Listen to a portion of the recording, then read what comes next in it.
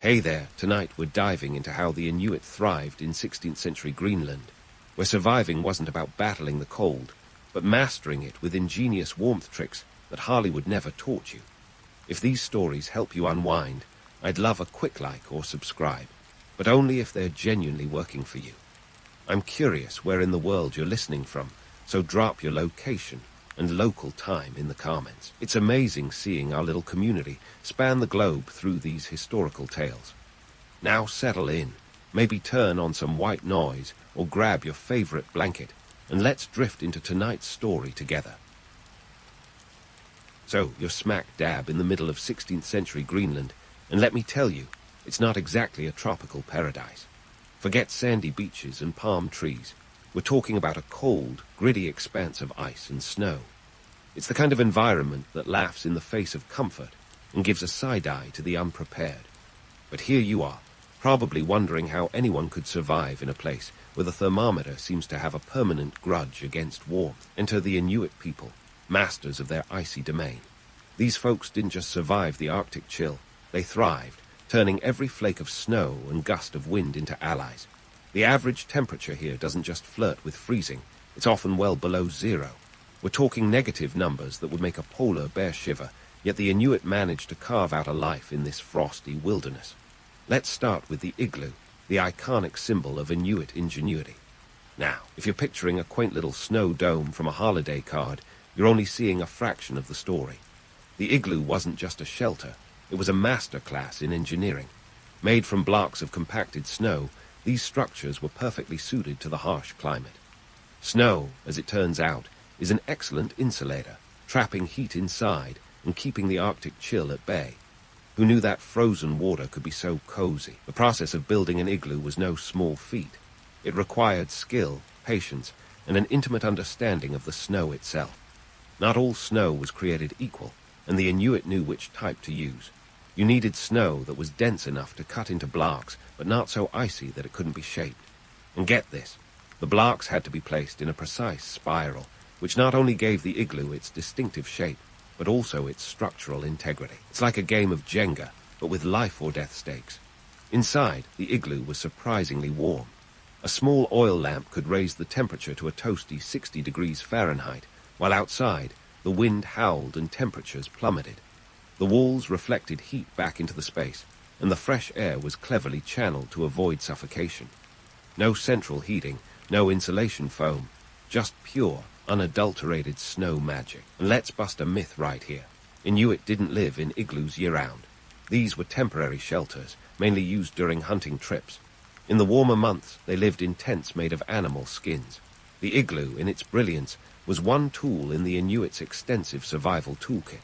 Romanticized as the quintessential Arctic home, it was actually a smart, adaptable solution to a specific set of problems. Now, let's talk about the climate itself. Greenland, in the 16th century, was as inhospitable as it gets. We're talking about a land where the sun takes a winter vacation and the darkness stretches on for months. But the Inuit adapted to these extremes with an impressive array of strategies.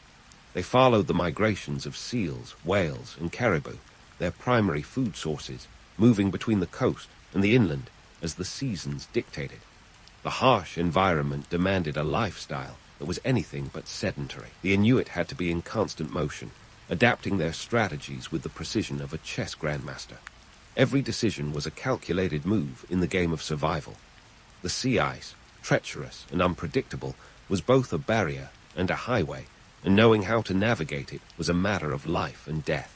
But why does all this matter? Because it's a testament to human ingenuity and resilience. In an age where we rely on technology to solve our problems, the Inuit remind us that sometimes the simplest solutions are the most effective. They didn't have the luxury of modern conveniences, yet they crafted a life from the raw, unforgiving materials around them. And that's just the beginning. There's a whole world of Inuit innovation waiting to be uncovered, from their hunting techniques to their social structures. So as you lay there, perhaps wrapped in a blanket that's a far cry from an igloo's snow walls, think of the Inuit. Think of how they turned a hostile environment into a home, all with a little know-how and a lot of grit. Keep that in mind the next time you grumble about a few inches of snow, or maybe start planning your own igloo construction for your next snow day. Just don't forget to spiral. So, as you lay there dreaming of building your igloo, let's dive headfirst into the Inuit menu, which was less about culinary flair and more about survival savvy. We're talking seals and whales, not just the splashy stars of nature documentaries, but the very backbone of Inuit existence. You see, in the icy expanse of 16th century Greenland, these creatures were more than just blubbery neighbors. They were lifelines. Forget your kale salads and quinoa bowls. The Inuit diet was all about high-fat, high-protein sustenance. Seal meat, for instance, was a staple. It was like the ancient Arctic superfood, packed with calories and nutrients to fuel the Inuit through harsh winters. And let's not forget the blubber, which was such an essential energy source that it might as well have been liquid gold. In fact, a single adult ringed seal could provide around 8,000 calories, enough to keep an Inuit hunter going for days. Whales, on the other hand, were the grand prize. Hunting them was no small feat. It was more like an epic battle. Picture a group of hunters in their Umiaks sleek skin boats slicing through the icy waters. They take on these massive mammals with harpoons, not out of a love for danger, but out of sheer necessity. A bowhead whale, for instance, could weigh up to 100 tons and provide meat for months. That's a lot of blubber and bone, folks. Every part of the whale was used, from the meat to the sinew, turning this colossal creature into a floating grocery store. Now, let's clear up a common misconception. The Inuit weren't just chewing on raw meat because they couldn't be bothered to light a fire. There was a surprising science to their dietary habits. Eating raw meat, particularly from sea mammals, provided them with essential vitamins like vitamin C, which is crucial for preventing scurvy. While European sailors were busy losing teeth and getting scurvy on their long voyages, the Inuit were munching on raw seal and staying healthy. It's as if nature had its own vitamin shop right there in the Arctic. Cooking meat would have destroyed much of the vitamin C content, making raw consumption not just a preference but a necessity. The Inuit didn't have the luxury of citrus fruits or vitamin supplements, so their diet was a perfect adaptation to their environment. In a place where fresh produce was as mythical as unicorns, raw meat was the next best thing. But before you romanticize it too much, let's remember that this wasn't some trendy raw food diet. It was a matter of life and death. The harsh reality was that every meal was a gamble against the elements. The Inuit had to be ever resourceful, preserving meat by drying or fermenting it to ensure food supply during leaner times. If you think your fridge is empty, imagine relying on nature's freezer, where a failed hunt could mean the difference between life and starvation. And speaking of preservation, here's a fun fact. Fermented walrus or seal, known as kiviak, was a delicacy.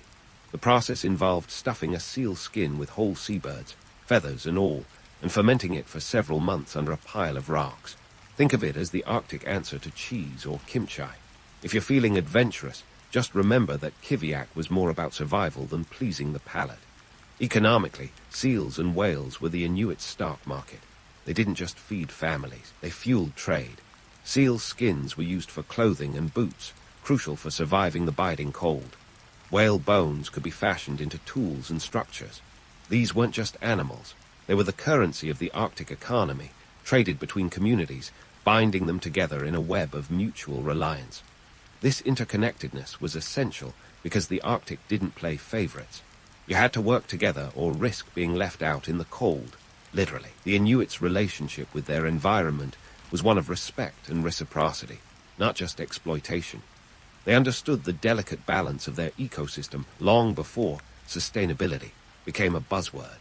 And so, the Inuit thrived, not just by enduring the Arctic, but by mastering it. They turned the frozen pantry of Greenland into a banquet hall, using every tool at their disposal, every strategy honed over generations. It's a testament to human ingenuity, a reminder that survival often demands creativity and cooperation. As we wrap up this chapter of Inuit culinary genius, don't worry, there's plenty more to explore. Think about how they turned necessity into art, survival into tradition. Keep that in mind next time you're tempted to grumble about your grocery options. After all, you're not chasing a whale with a harpoon, just hunting for a decent avocado. So, you might think that in a place as vast and chilly as 16th century Greenland, everyone would be huddled under their animal skins, grumbling about how cold it is and keeping to themselves. Not so fast. The Inuit communities were anything but solitary echoes bouncing off icy walls. Picture them as a tight-knit ensemble, where each member played a crucial part in the symphony of survival. Forget the myth of the lone Eskimo. This was a society as intricate as any medieval court, with its own rules and roles that made the whole frozen affair work like a well-oiled umiak. Let's dive into the social structure. It wasn't exactly a democracy with voting booths, but leadership was key. Inuit society was typically organized around family units, which grouped into larger bands or tribes. Each band had a leader, often an elder with the most experience and wisdom to guide the group through the fickle moods of Mother Nature. This wasn't a role you campaigned for, no snazzy campaign posters or debates. It was more about earning respect through a lifetime of hard-earned knowledge, and let's be honest, probably a few near misses with a polar bear. Now, these weren't the kind of leaders who sat on thrones barking orders. Inuit leaders were more like the glue holding a fragile network together, mediators who ensured everyone worked as a cohesive unit. They didn't have the luxury of throwing dissidents in a dungeon. Instead, they relied on consensus and cooperation. This was a world where every decision had immediate repercussions, and the leader had to balance the needs of the individual with the survival of the group. Talk about pressure. Then there were the shamans. These were the spiritual leaders, the keepers of Inuit cosmology, and the ones you turned to when things got a little too weird. Think of them as the Arctic's version of a therapist, doctor, and spiritual guide, all rolled into one. Shamans held sway over the supernatural, interpreting dreams, healing the sick, and ensuring harmony between the human and spirit world. They were the ultimate multitaskers in a place where the line between the natural and the mysterious was as thin as ice. Shamans didn't just inherit their roles. They were chosen by what was believed to be the spirits themselves. Training was rigorous and could take years, demanding an understanding of herbal medicine, chants, and rituals. In a society reliant on oral tradition, shamans were also the storytellers, weaving tales that taught, entertained, and preserved the collective memory of the people. If you think your job is stressful, imagine being the one responsible for keeping the peace with the spirit world while everyone else is just trying to stay warm. And speaking of storytelling, it was the cultural glue that bound Inuit society together. In an era when Netflix was still several ice ages away, stories were the main event. They were shared around the glow of an oil lamp, tales of legendary hunts, moral lessons, and the deeds of ancestors echoing through the icy night. These stories were more than just entertainment. They were the societal instruction manual, passing down knowledge and values from one generation to the next. So, what about the myth of the solitary Inuit, the lone hunter against the Arctic wilderness? It's as misleading as thinking cheese puffs are a health food. Inuit society was built on cooperation and communal effort. Whether it was hunting, building shelters, or raising children, tasks were shared, ensuring everyone had a role and a purpose. This wasn't some rugged individualist paradise. It was a cooperative where survival depended on the strength of the collective. Inuit trade networks were another testament to their interconnectedness. Resources like sealskin and whale bones circulated between communities, creating a web of economic ties that bound disparate groups together. This exchange wasn't just about goods. It was about building relationships and alliances. In the harsh Arctic, having friends in other bands could mean the difference between life and death. Forget Facebook. The Inuit had real social networks built on mutual aid and respect. Now, let's tackle another romantic notion, the idea that the Inuit were untouched by the outside world. While it's true that the Arctic was remote, it wasn't isolated. Even in the 16th century, there were whispers of contact with Norse settlers and later, European explorers. These interactions brought new challenges and influences, as well as diseases that Inuit communities had no natural immunity against. The arrival of Europeans wasn't just a meeting of cultures. It was a seismic shift that would eventually alter Inuit life in profound ways. But in the 16th century, the Inuit were still the masters of their domain, their society thriving under the leadership of elders and shamans, sustained by stories and trade, and bound by the collective effort of the community. They turned the harshness of their environment into an asset, their social structures as resilient as the igloos they crafted. As the story of the Inuit continues to unfold, remember that this was a society of innovation and adaptation, not isolation and simplicity. Their world was one of complexity and depth, a testament to human ingenuity in the face of nature's sternest test. So, as we pause here in our exploration, keep that in mind. The Inuit weren't just surviving, they were thriving in a world as intricate and interconnected as any medieval kingdom. And there's still more to uncover, how they navigated the shifting tides of culture and contact, and what that meant for their future. Stay tuned, because the Arctic saga is far from over. Now, let's steer our sleds into the sleek world of Inuit technology, where innovation wasn't just a buzzword for Silicon Valley startups, but a daily reality.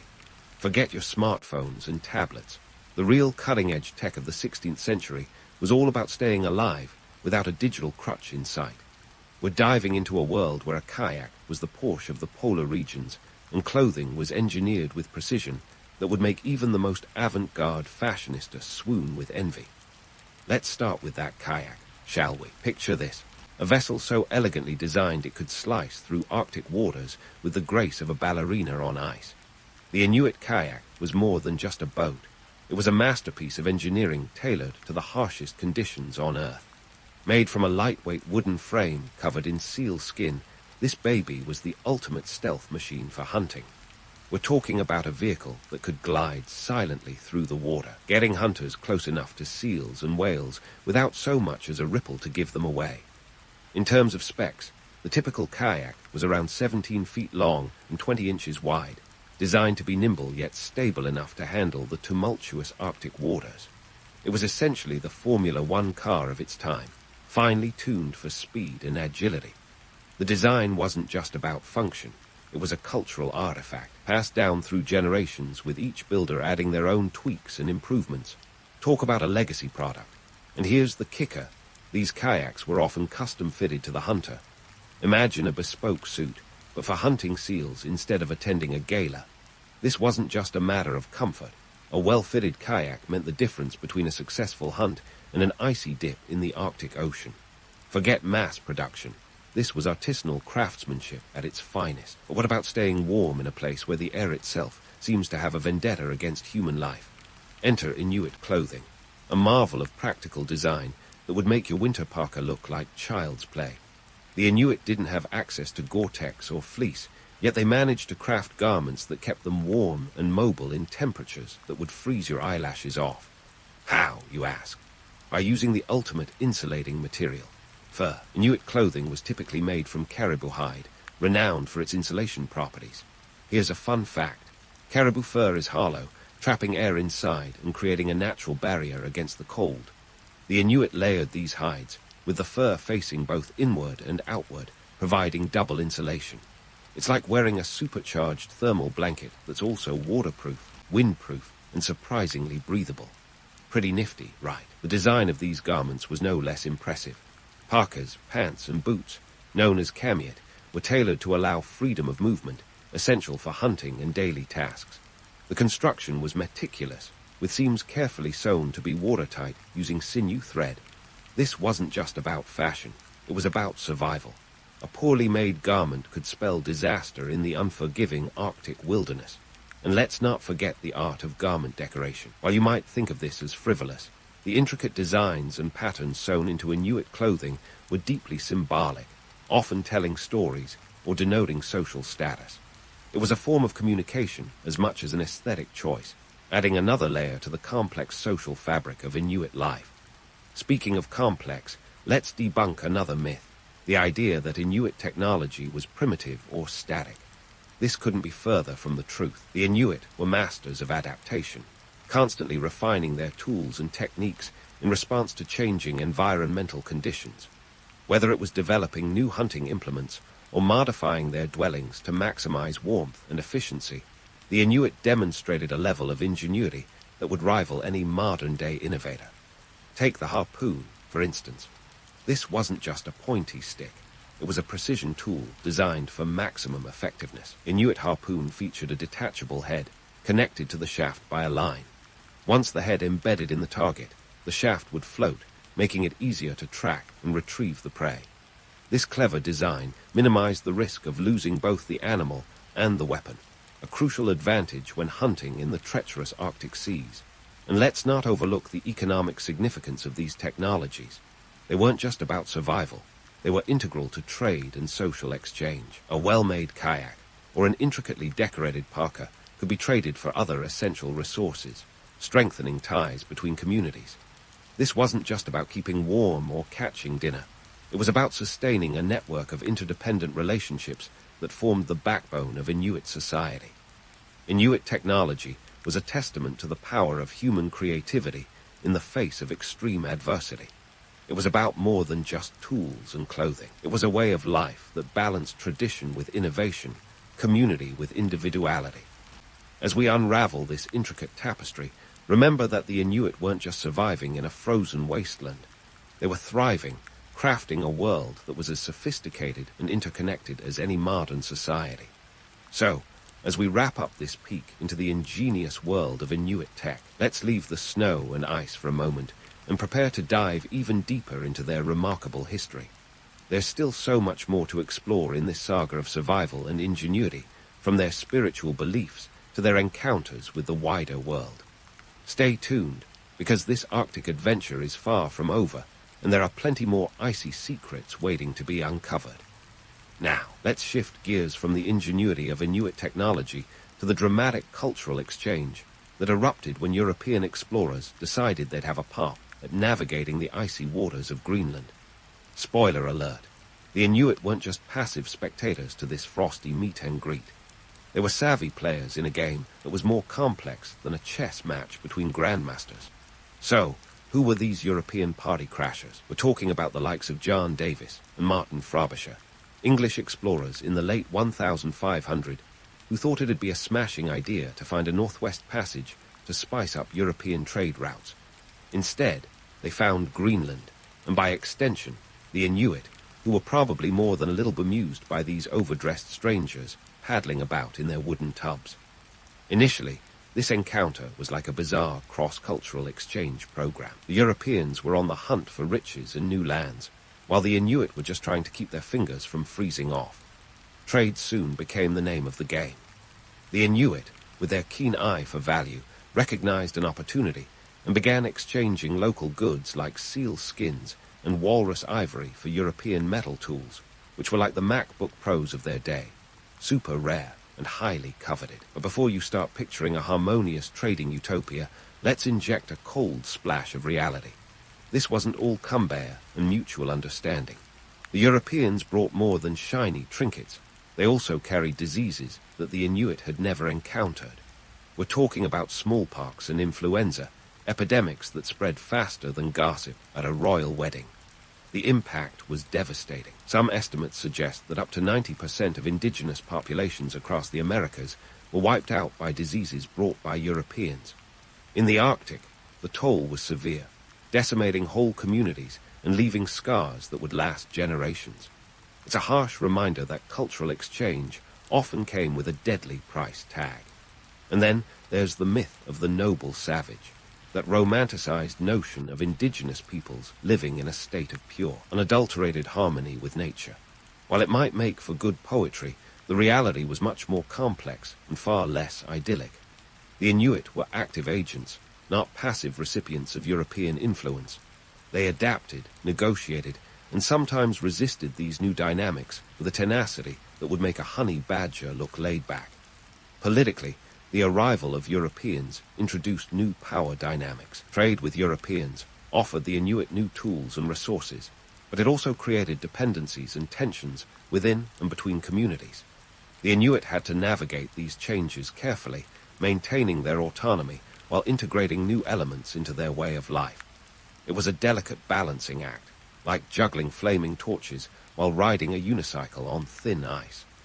Despite the challenges, the Inuit demonstrated incredible resilience and adaptability. They weren't just surviving, they were actively shaping their own destiny in a rapidly changing world. This wasn't a simple tale of conquest and submission. It was a complex interplay of cultures, each influencing and being influenced in turn. Now, let's talk legacy. The story of Inuit-European contact is a powerful testament to human perseverance and adaptability. The Inuit didn't just fade into the background as history marched on. They remained vibrant and vital, preserving their culture while also evolving in response to new circumstances. They remind us that history is not a linear narrative of progress, but a rich tapestry of interactions, where every thread adds depth and color to the whole. So, what's the takeaway from this Arctic saga? It's a story of resilience, ingenuity, and the enduring human spirit. The Inuit transformed the harshest of environments into a home, engaged with newcomers on their own terms, and continued to thrive despite immense challenges. They weren't relics of a bygone era. They were active participants in the world stage, shaping and being shaped by the forces around them. As we wrap up this journey through 16th century Greenland, let's remember that history is not just about dates and events, but the people who lived, struggled, and triumphed. The Inuit story is one of survival against the odds, a reminder that even in the coldest corners of the world, warmth and humanity can prevail. So, the next time you find yourself grumbling about the cold, think of the Inuit and their remarkable legacy. It's a testament to human ingenuity, a story that continues to inspire and teach us about the power of adaptation and resilience in the face of adversity. In the heart of what we now call South Africa, nestled between the Limpopo and Shash rivers, there once thrived a kingdom that would make even the most seasoned globetrotter do a double take. Welcome to Mapungubwe, circa 1075 to 1220 CE, where gold wasn't just a shiny metal, but the lifeblood of a burgeoning trade empire. It's a tale as old as time. Find yourself a strategic geographical location, sprinkle in some valuable natural resources, and watch as the merchants come flocking like moths to a flame. Mapungubwe wasn't born great. It achieved greatness, largely thanks to its prime real estate. The kingdom found itself at the crossroads of trade routes that connected the African interior with the Swahili coast and beyond. You might call it the ancient predecessor of a modern-day Silicon Valley, minus the tech, and with a lot more elephants. Speaking of elephants, ivory was another big-ticket item in Mapungubwe's trade arsenal. Combine that with gold, and you've got yourself a recipe for economic success, the kind that would make even the shrewdest Wall Street broker nod in approval. But let's not get ahead of ourselves. The rise of Mapungubwe was no overnight success story. It was more of a slow burn, the kind that involved some serious environmental factors working in its favor. The region boasted a climate that was just right for agriculture. Enough rain to keep the crops happy, but not so much that you'd need an ark. This agricultural bounty supported a growing population, which in turn provided the manpower needed to extract and trade those precious resources. Now, if you're thinking that Mapungubwe was all about the bling, you're not entirely wrong. Gold was the showstopper, the headliner that drew merchants from as far afield as China and Persia. Imagine the medieval version of a global trade fair where silk met spice, and gold was the universal language spoken by all. But it wasn't just about hoarding wealth. It was about turning a small settlement into a bustling trade center that could rival the best of them. And all this in a time when most of Europe was still figuring out how to keep their castles from falling into disrepair. What's fascinating is that the allure of Mapungubwe's riches wasn't just about the physical gold and ivory. These commodities were essentially the keys that unlocked the doors to foreign goods and influences. The kingdom's leaders understood the importance of these exchanges, not just for economic gain, but for cultural enrichment. It's a dynamic that would make any modern economist drool, a self-sustaining cycle of prosperity fueled by trade, innovation, and a dash of diplomacy. Of course, the romantic notion of Mapungubwe as a golden utopia would be misleading. Like any society, it had its complexities and challenges. The kingdom's rise to prominence wasn't just about shiny objects and trade routes. It was also about navigating the intricate web of political alliances and rivalries. You didn't get to be a powerhouse in this ancient world without making a few strategic moves, and let's be honest, stepping on a few toes along the way. Yet, despite these challenges, Mapungubwe managed to set itself apart as a beacon of prosperity in a world that was anything but stable. The kingdom's success was no accident. It was a carefully orchestrated blend of geography, resources, and human ingenuity. It's a story that reminds us that even in the most unlikely of places, greatness can be achieved with the right mix of elements. And while Mapungubwe's golden age may have eventually faded, its legacy endures, a testament to the power of trade and the allure of gold that continues to captivate our imaginations today. As the sun set on Mapungubwe's shimmering horizon, the kingdom's story was far from over. This wasn't just a tale of gold and glory.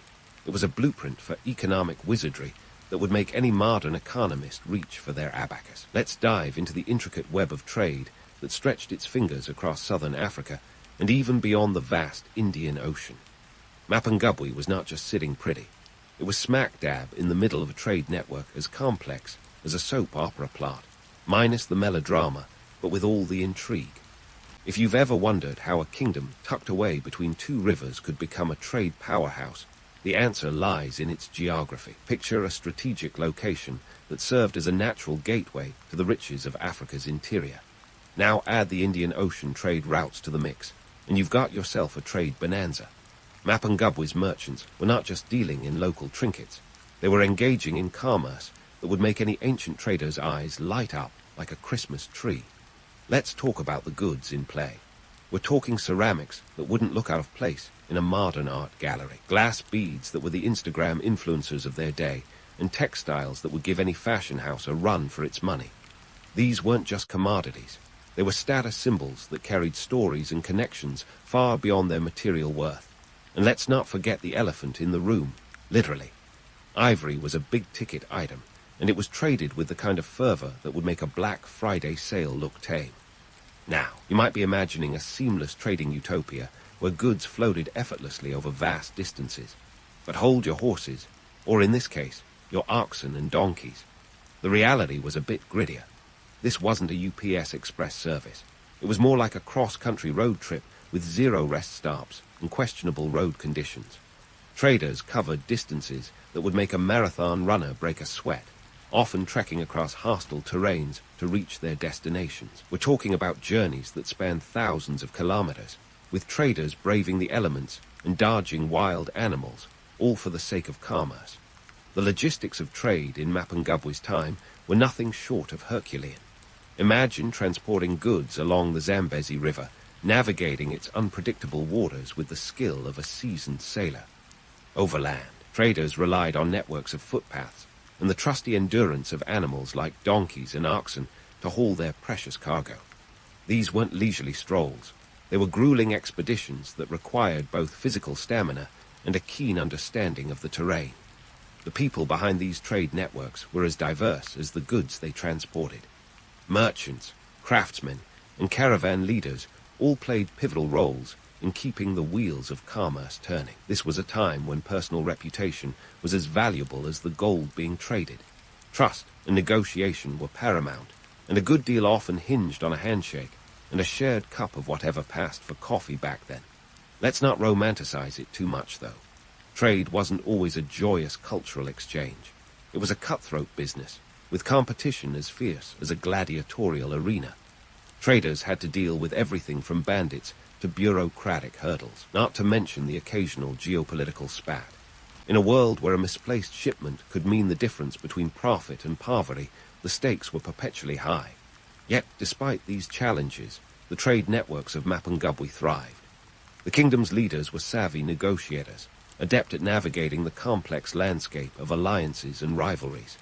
They understood that in trade, as in life, it's not just about what you have, but who you know. This network of connections was the lifeblood of Mapungubwe's economy, allowing for a vibrant exchange of goods, ideas, and cultures. Mapungubwe's strategic location also allowed it to act as a middleman between the African interior and the global marketplace. Goods from as far afield as China and Persia ended up in the bustling markets of Mapungubwe, where they were exchanged for local treasures like gold and ivory. This wasn't just trade. It was a cultural exchange that enriched the kingdom in more ways than one.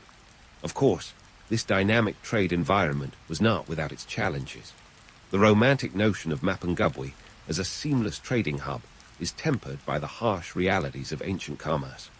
Goods didn't always arrive on time, and when they did, they often carried the scars of their arduous journeys. It was a world where the risk was as much a part of the transaction as the goods themselves. Despite these hurdles, the traders of Mapungubwe were nothing if not resilient. They adapted to changes in trade routes and demand with the agility of a seasoned stockbroker. Their story is a testament to the power of human ingenuity and the relentless drive for prosperity, even in the face of adversity. As we wrap up this chapter of Mapungubwe's story, it's clear that the kingdom was more than just a repository of gold and ivory. It was a thriving economic powerhouse, a testament to the complex interplay of geography, trade, and human ambition. Its legacy endures, not just in the artifacts that have survived the centuries, but in the enduring allure of trade and the unyielding human spirit that made it all possible. And while the kingdom may have eventually faded into history, it left behind a blueprint for economic success that continues to resonate in our modern world. Now that we've unpacked Mapungubwe's trade wizardry, let's pivot to the political drama that makes Game of Thrones look like a backyard puppet show. Mapungubwe wasn't just a trade hub. It was a well-oiled political machine, complete with a king whose power was as shiny as the gold he controlled. But before you imagine a ruler lounging on a throne made entirely of elephant tusks, let's pry open the layers of Mapungubwe's political setup. At the top of this ancient hierarchy sat the king, a figure who was as much a spiritual leader as he was a political one. This wasn't your average king wielding a scepter and a crown. He was the linchpin of a complex social structure. Positioned quite literally on Mapungubwe Hill, the king was physically and symbolically elevated above his subjects. This strategic perch wasn't just for the view. It reinforced his celestial connection, and let's face it, nothing says, "I'm closer to the gods than you," like living atop a hill. But the king wasn't a lone wolf. He had his pack. Enter the elite class, a cadre of influential individuals who served as the kingdom's brain trust. These elites weren't just sipping ancient cocktails and making idle chatter about the weather. They were the power brokers, the ones who kept the kingdom's gears grinding. They managed everything from resource distribution to diplomatic negotiations. If the king was the face of Mapungubwe, the elite were its backbone, quietly pulling the strings from behind the curtain. Now, let's not romanticize this as some egalitarian utopia where everyone held hands and sang Cumbaya. Mapungubwe had its fair share of social stratification. The elites enjoyed privileges that the average Joe, or let's say average TSH Wayne, could only dream of. We're talking about exclusive access to resources that would make modern VIP lounges look like public parks. This wasn't just a matter of wealth, but status, a social hierarchy that was as rigid as the stone walls of the kingdom. What's fascinating is how this structure mirrored, and in some ways even predated, other global powerhouses of the time. The hierarchical system of Mapungubwe wasn't all that different from the feudal structures you'd find in medieval Europe. Both societies were built on a foundation of land ownership and resource control. The difference, Mapungubwe's elite wielded their power not with swords and armor, but with trade and diplomacy. And while Europe was busy jousting over territory, Mapungubwe was quietly building a sophisticated political system, one negotiation at a time. But let's not pretend it was all smooth sailing. Just like any ambitious kingdom, Mapungubwe had its share of challenges. Governing a burgeoning urban center isn't exactly a walk in the park. The city was a bustling hive of activity, with merchants, craftsmen, and farmers all vying for their slice of the pie. Managing such a diverse population required more than just a firm hand. It needed diplomatic finesse and a touch of Machiavellian cunning. One of the myths that time has been kind enough to perpetuate is the notion of an absolutely prosperous Mapungubwe. Sure, the kingdom was rich, but prosperity was about as evenly distributed as rain in a desert. The social stratification meant that while the elites were rolling in gold, the common folk had to make do with the crumbs. This disparity wasn't just an economic issue. It was a ticking time bomb of social tension, one that required constant vigilance from the kingdom's leaders.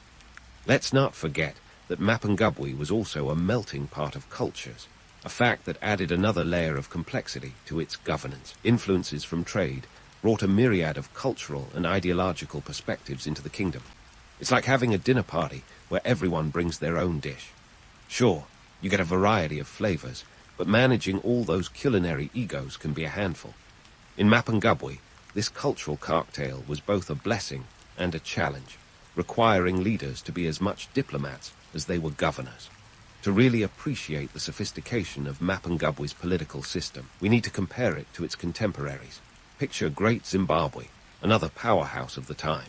While both kingdoms shared similarities in trade and architecture, Mapungubwe had a unique approach to governance. Its leaders were adept at using diplomacy to maintain alliances and trade relationships, a skill that was as crucial as any military might. Mapungubwe's political system was a masterpiece of balance, a tightrope walk between power and diplomacy, wealth and poverty, unity and division.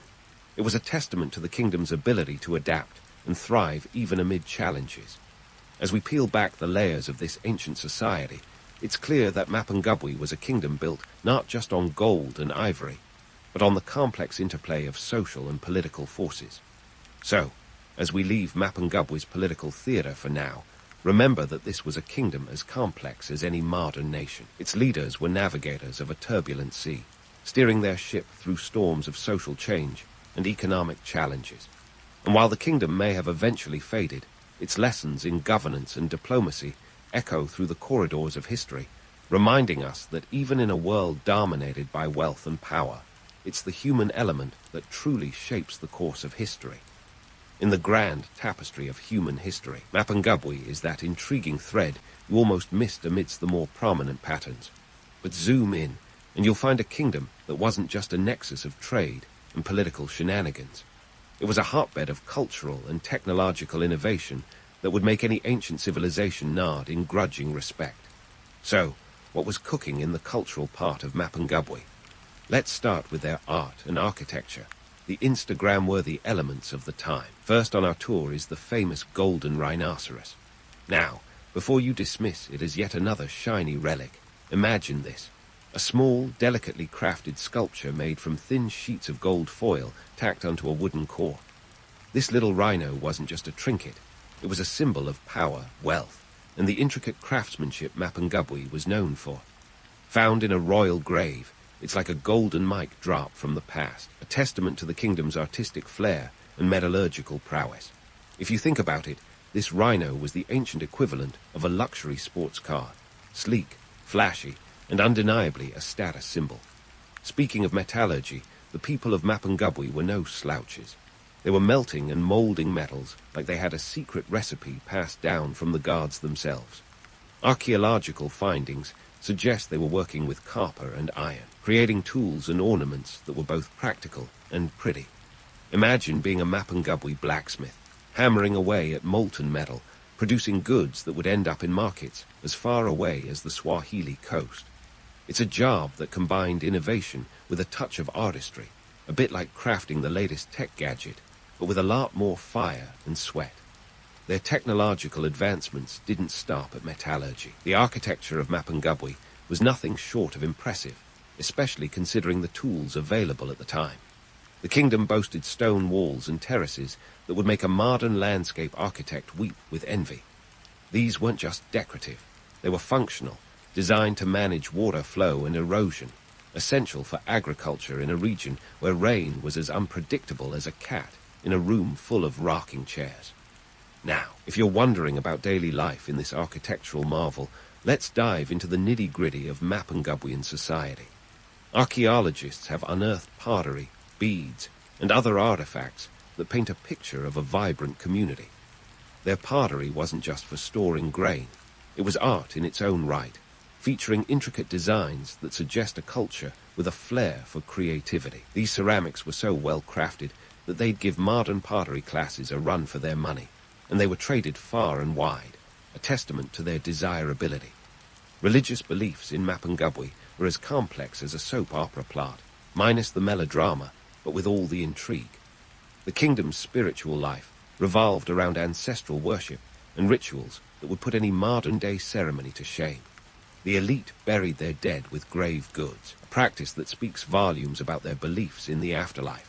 And let's not forget the strategic location of the king's burial on Mapungubwe Hill, a spot that screamed celestial connection and divine favor. It's like having a VIP pass to the afterlife, complete with golden bling. Cultural interactions in Mapungubwe were a rich tapestry woven from the threads of trade and migration. The kingdom was a melting pot of influences, thanks to its position at the crossroads of major trade routes. This meant that Mapungubwe was not just a kingdom, but a cultural hub, absorbing and adapting foreign ideas like an ancient sponge. The evidence, artifacts like Chinese porcelain and Persian glass beads, found at archaeological sites, suggesting that the people of Mapungubwe were connoisseurs of the world's finest goods long before globalization was a twinkle in anyone's eye. Now, let's spill some tea on the technological innovations of the time. To our modern eyes, some of these advancements might seem like basic common sense. Take agriculture, for instance. The Mapungubweans practiced crop rotation and soil management techniques that modern agronomists would applaud. It's like they had a cheat sheet for sustainable farming long before it became a buzzword. These practices weren't just smart, they were essential for supporting a growing population and keeping the kingdom's economy ticking. But let's not romanticize everything with rose-tinted glasses. The reality was that Mapungubwe, like any society, had its share of challenges. Managing resources, especially water, was a constant struggle. In a land where droughts could spell disaster, the kingdom's leaders had to be as much meteorologists as they were rulers. It's a bit like running a high-stakes game of Sim City, where one wrong move could lead to chaos. Despite these challenges, the people of Mapungubwe were resilient, adapting their technologies and strategies to meet the demands of their environment. They were innovators in their own right, proving that necessity is indeed the mother of invention. Their story is a reminder that even in a world without smartphones or satellite weather forecasts, human ingenuity could shine through the darkness. As we wrap up this exploration of Mapungubwe's cultural and technological landscape, it's clear that the kingdom was a beacon of innovation and creativity. From their artistic masterpieces to their architectural feats, the people of Mapungubwe were trailblazers, laying the groundwork for future civilizations. Their legacy is a testament to the power of culture and technology in shaping human history, a story that continues to captivate our imaginations today. So, while Mapungubwe may have eventually faded into the annals of history, its lessons in art, technology, and cultural exchange endure. As we leave this chapter behind, remember that this was a kingdom that thrived on the cutting edge of innovation, proving that even in the most unlikely of places, greatness could be achieved with a little creativity and a lot of determination.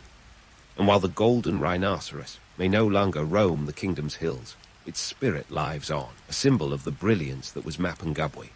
As we bid adieu to the golden rhinoceros and its glittering legacy, let's face a harsh truth: all that glitters is not forever.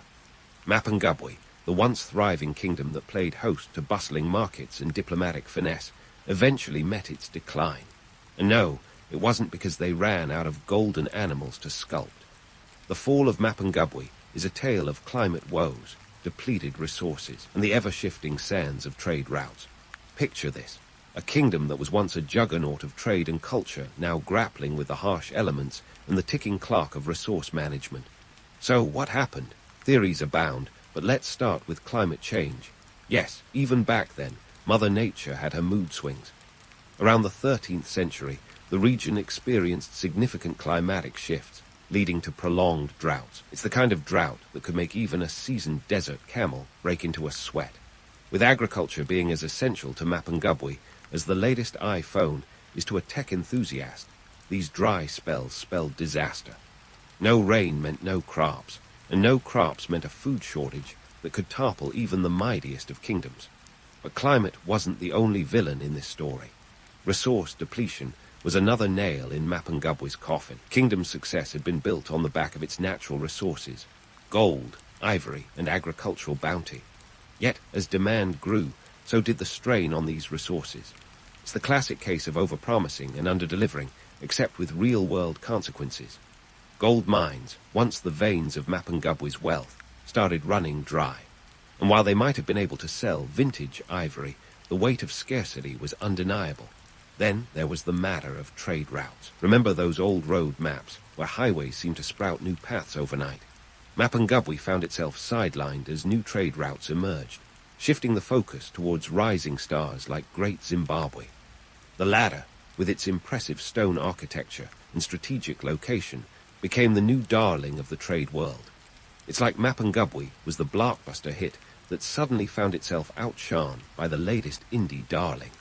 Traders, in their relentless pursuit of profit, started bypassing Mapungubwe in favor of fresher, more accessible markets.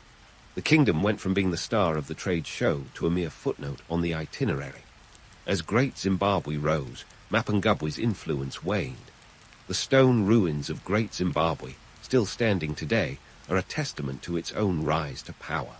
But let's not forget, this wasn't just a game of thrones. It was a game of survival. Great Zimbabwe capitalized on the very elements that were Mapungubwe's downfall: better access to resources and more favorable trade routes.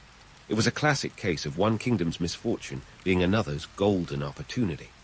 Mapungubwe's decline wasn't a sudden fall off a cliff, but a gradual descent, like watching a once vibrant flame flicker and dim. By the time the 14th century rolled around, Mapungubwe had faded into the background, leaving behind a legacy that was rich in lessons, if not in continued prosperity. But before we go all doom and gloom, let's appreciate the kingdom's lasting impact. Mapungubwe set a precedent for complex societies in southern Africa, a blueprint of governance and trade that future civilizations would adapt and evolve. The allure of ancient kingdoms like Mapungubwe lies as much in their myths as in their facts. We romanticize the past, imagining golden cities and wise rulers, because it's comforting to think of history as a series of grand narratives. But the reality is often messier, full of challenges and compromises. Mapungubwe was no exception. It was a kingdom that navigated the realities of its time with a mix of ambition and adaptability, leaving us with a legacy that's as much about the human spirit as it is about golden artifacts. And while the kingdom may have vanished from the map, its spirit lingers on. The lessons of Mapungubwe resonate through time, speaking of the power of trade, the perils of environmental disregard, and the enduring human quest for prosperity. In the annals of history, Mapungubwe is a reminder that even the most glittering empires are not immune to the tides of change. As we close this chapter, let's carry forward the wisdom of past civilizations, acknowledging both their triumphs and their trials. Because if there's one thing history teaches us, it's that every rise and fall leaves a lasting imprint on the road ahead. In the end, Mapungubwe was more than its golden rhinoceros or its strategic trade deals. It was a testament to human ingenuity and resilience, an ancient symphony of culture and commerce that played out on the stage of southern Africa. And while its notes may have faded into the past, the echoes of its story continue to inspire and educate, proving that the dust of history is often laced with gold.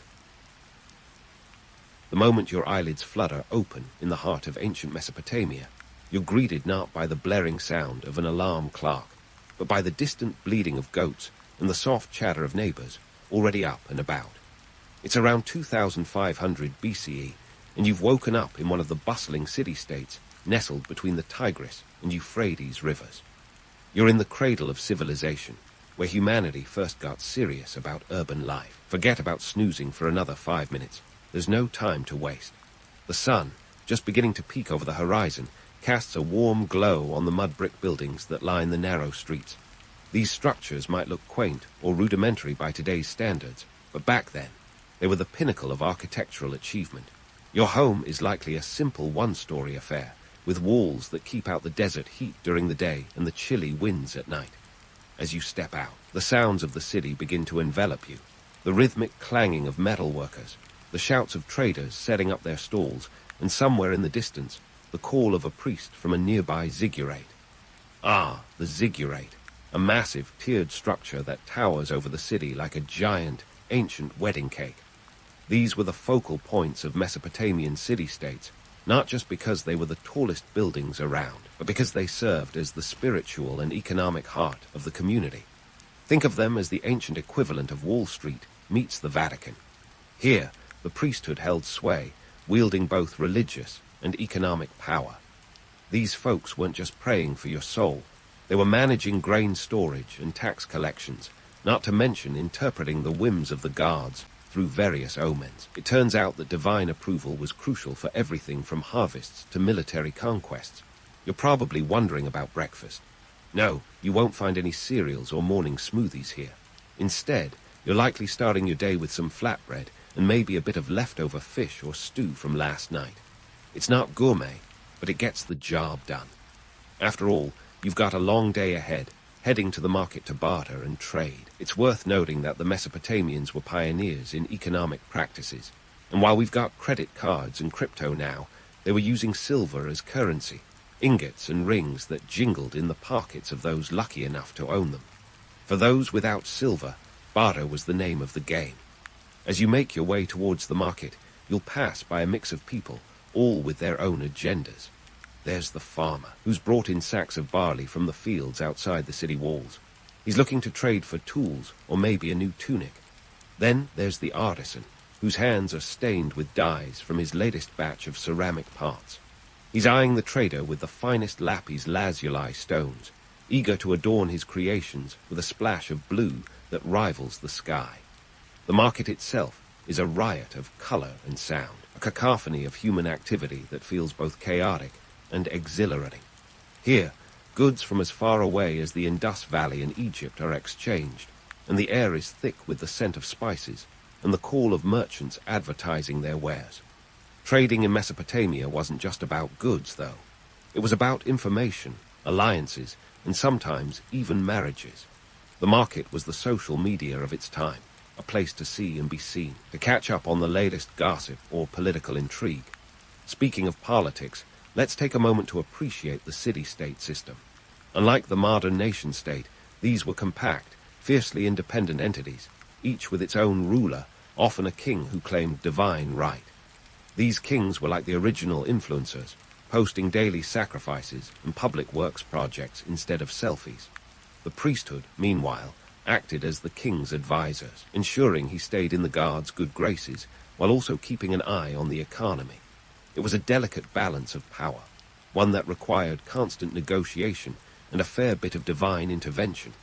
As you navigate through the throng, you might overhear a scribe reciting records of past transactions.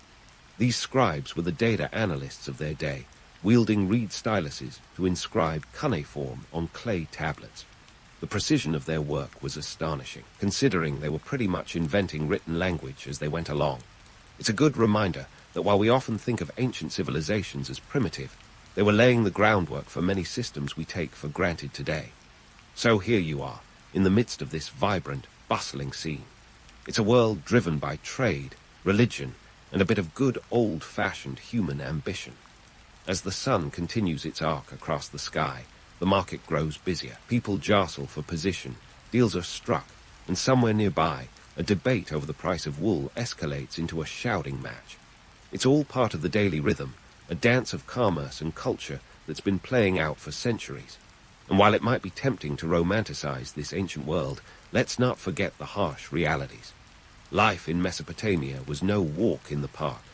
Disease was rampant, sanitation was rudimentary at best, and let's not even get started on the constant threat of warfare.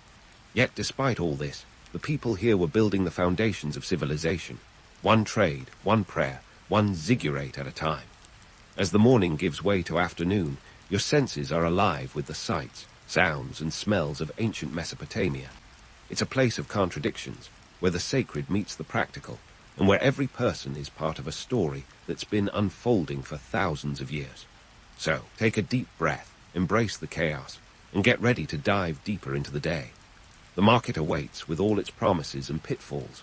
And so, with the midday sun casting long shadows in the dust, you weave through the labyrinthine streets of or maybe it's Babylon. Take your pick. Both were the Las Vegas of their day, minus the neon lights but chock full of intrigue. These streets aren't just pathways. They're the veins of the city, pulsing with life and commerce. The mud brick buildings lining your path. They're more than just primitive real estate. Back in the day, these were the architectural wonders that defined urban living. Built from sun-dried bricks, they were cheap, practical, and surprisingly durable, much like your favorite pair of jeans. But let's not get too misty-eyed about it. Mud brick architecture wasn't all sunshine and roses. Over time, these bricks tended to erode, leaving you with a cityscape that required constant maintenance. Think of it as ancient urban renewal, with a touch of existential dread every time the rainy season came around. Yet, these structures had a charm, a tactile connection to the earth that modern concrete jungles often lack. As you navigate these bustling streets, you quickly realize that the city's layout isn't just a random sprawl.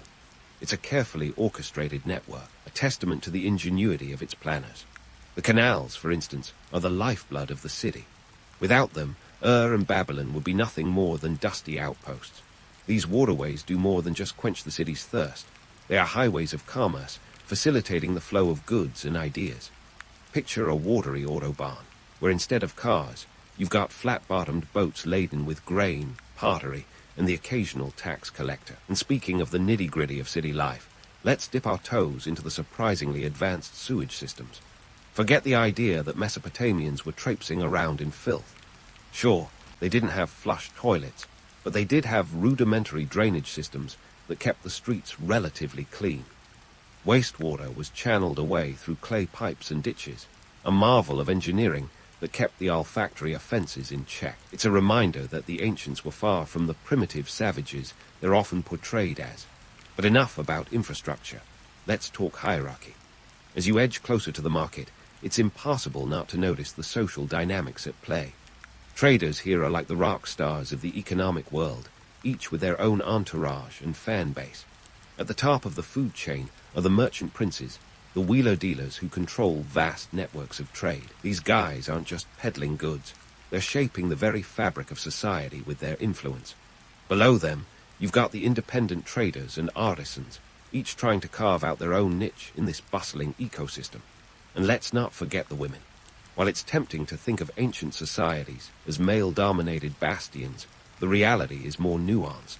Women in Mesopotamia often played crucial roles in commerce. Some were traders in their own right. Others managed family businesses, while their husbands were off on trading expeditions. It's a testament to the fact that even in the cradle of civilization, women were finding ways to shadow whatever glass ceilings existed, albeit made of clay. As you approach the heart of the market, the air thickens with the scent of opportunity and spice.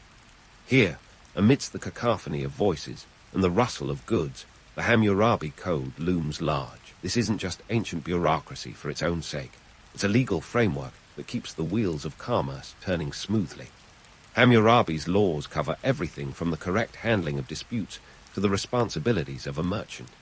They are the original terms and conditions, ensuring that trade remains as fair as possible, or at least as fair as human nature allows.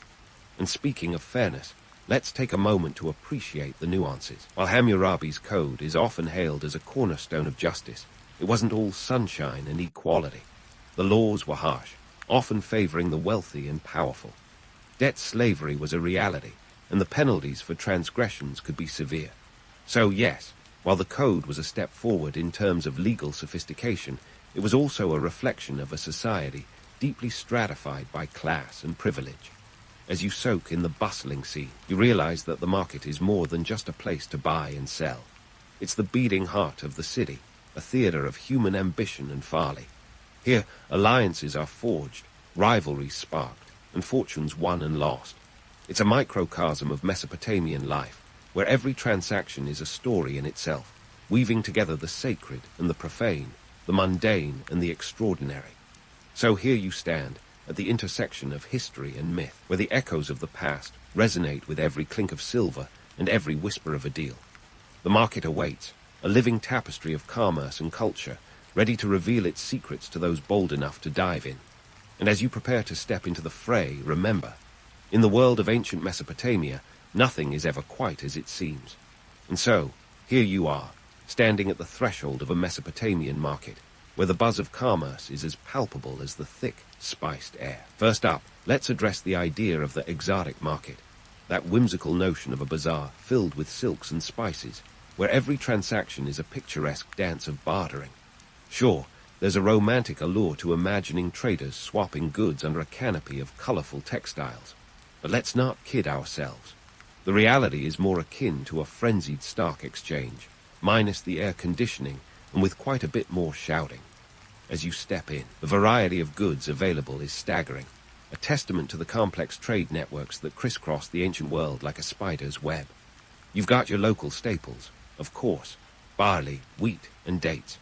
But look a bit closer, and you'll find textiles woven from wool and flax, pottery ranging from the purely functional to the artistically elaborate, and metalwork that gleams with the painstaking labor of skilled artisans. The real showstoppers, though, are the luxury items, the stuff that made the neighbors green with envy. Lapis lazuli from Afghanistan, carnelian from the Indus Valley, and cedarwood from the Levant. These weren't just commodities. They were status symbols, each piece a whisper of distant lands and exotic adventures.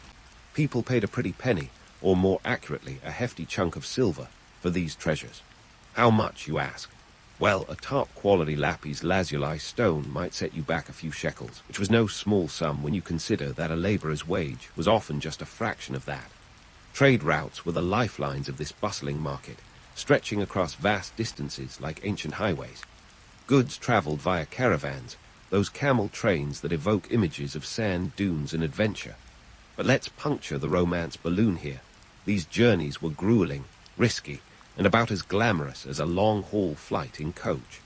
Merchants risked bandits, treacherous terrain, and the occasional hostile city-state. Yet the payoff was worth it. Successful traders returned as wealthy men, their fortunes built on the backs of these arduous voyages. Now about those merchants. Picture them as the used car salesmen of their day, minus the plaid suits. Negotiation was an art form, a verbal sparring that required quick wit and a thick skin. It wasn't just about the goods. It was about reading people, gauging desperation, and knowing when to press an advantage. They could haggle with the best of them, driving hard bargains that left no room for sentimentality. A kilo of dates for a ceramic part. How about a bit of silver for that wool tunic? These were the daily negotiations that made the market tick. But let's not sugarcoat it. The market was rife with fraud. Merchants might dilute their wine with water or pass off bronze as gold. It was buyer beware, and without a consumer protection agency in sight, you had to rely on your wits and a healthy dose of skepticism. If you think modern scams are sophisticated, try navigating a world where a good deal might be a cleverly disguised swindle. And speaking of tough breaks, let's talk economic disparity. While the market was a hub of opportunity, it also highlighted the chasm between the haves and have-nots. The wealthy merchants and landowners strutted through the stalls, silver jingling in their purses, while the poor jostled for scraps, often forced to sell their labor for a pittance. This was a society where the rich got richer, and the poor, well, they often stayed poor. It's a dynamic as old as time, a sobering reminder that the more things change, the more they stay the same. In the midst of this commercial chaos, one thing remains clear. The market is both a stage and a battleground. It's where fortunes are made, reputations are forged, and destinies are sealed. It's a place where ambition and avarice collide, and where every transaction is a testament to the enduring human spirit. So, as you navigate this ancient marketplace, remember, here, amidst the dust and din, is where the heartbeat of Mesopotamia truly resides. The day isn't over yet, and as the sun begins its descent, casting long shadows over the bustling stalls, the market takes on a different hue. The air cools, but the energy doesn't wane. If anything, the pace quickens as traders make last-minute deals, eager to close the day on a high note. The market is a tapestry of life, a vibrant mosaic of commerce and culture, painted with the strokes of human endeavor. It's a world both familiar and foreign, a place where the past whispers through the clamor of the present. As you prepare to leave, take a moment to reflect on the stories etched into the clay tablets of Mesopotamian history. They tell of a world not so different from our own, with its dreams and disappointments, its triumphs and tragedies. And as you step back from the market's embrace, remember that the story isn't finished yet. There's more to discover, more to explore, and as the sun dips below the horizon, the promise of tomorrow beckons. As the market's cacophony fades into the background, your feet instinctively guide you toward the towering ziggurat, a structure that's as much a spiritual beacon as an economic powerhouse. The ziggurat isn't just the tallest building around, it's the beating heart of Mesopotamian life. Here, the divine meets the daily grind in a fusion of faith and finance that's as captivating as it is complex.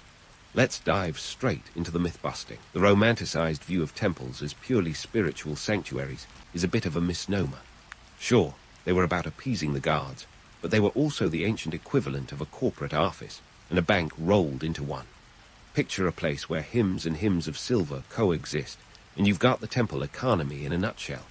Temples in cities like Uruk or controlled vast swaths of land, sometimes up to a third of the cultivated countryside. That's right, these weren't just houses of worship. They were agricultural titans. They managed fields, collected taxes in the form of grain, and even offered loans. If you thought your local bank's interest rates were steep, try negotiating with a priest who claims divine backing for his financial terms. And here's where the offerings come in. The idea of giving to the gods might conjure images of pious sacrifices, but let's be real.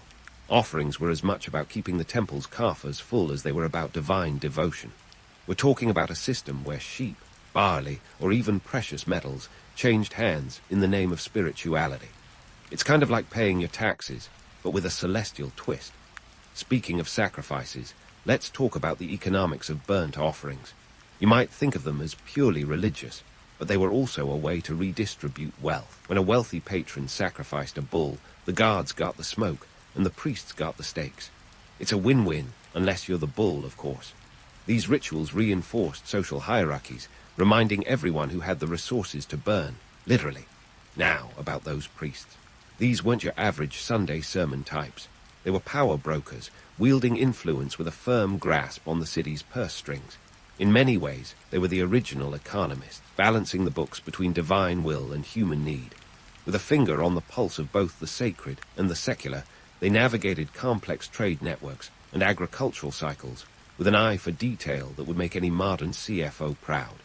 And while we're on the subject of divine management, let's explore the curious case of temple prostitution. Often sensationalized, this practice was less about hedonism and more about sacred duty. Priestesses, known as nadirim, partook in what was considered a holy vocation, their roles enmeshed in the economic and spiritual fabric of the temple. It's a prime example of how Mesopotamian religion and economy were intertwined in ways that might seem bizarre through a modern lens, but made perfect sense in their world. But let's not get too misty-eyed about the divine economy. There was no separation of church and state here. Temples were as political as they were spiritual, often acting as a counterbalance to the king's power. This balancing act kept the wheels of society turning smoothly most of the time. It was a system that worked, until it didn't, often swayed by the whims of powerful individuals or the occasional famine. And if you think this was all just ancient history, think again. The legacy of temple-based economies can be traced through time, influencing everything from medieval monasteries to modern megachurches. The blend of faith and finance is a tale as old as civilization itself, a reminder that the intersection of the sacred and the secular is both a story of continuity and change. As you stand in the shadow of the ziggurat, it's clear that the temple is more than just a place of worship. It's a testament to the ingenuity and complexity of Mesopotamian society, a place where the threads of religion, economy, and politics are woven together in an intricate tapestry. Here, amidst the echoes of ancient prayers and the clink of silver, the past comes alive, offering glimpses into a world where the divine and the mundane are inextricably linked. So, as the sun casts its final rays on the city, you take a moment to reflect on the stories whispered by the temple walls. They speak of a society that thrived on the delicate dance between faith and finance, a civilization that laid the groundwork for the world we know today. And as you turn to leave, the promise of more discoveries lingers in the air, urging you to continue your journey through the annals of history. The sun dips below the horizon, casting a golden hue across the ancient city, and you can't help but ponder the intricate web of life that was Mesopotamia. This isn't just a place of traders and temples. It's a societal kaleidoscope, where every shift in the economic landscape sends ripples through culture, technology, and politics. Here, in the heart of the Fertile Crescent, ideas and innovations flowed as freely as the rivers that bordered it. Trade wasn't merely a matter of exchanging goods.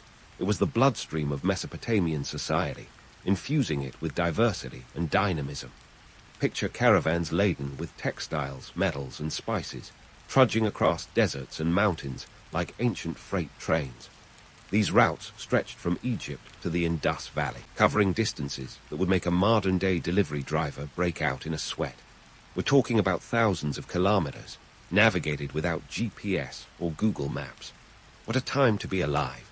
This constant movement of goods brought with it a whirlwind of cultural exchange. Imagine the first time a Mesopotamian artisan saw an intricately carved elephant ivory from Africa or the vivid indigo dye from India. These encounters weren't just about eye candy. They sparked technological advancements and artistic inspiration that would shape the very fabric of their society.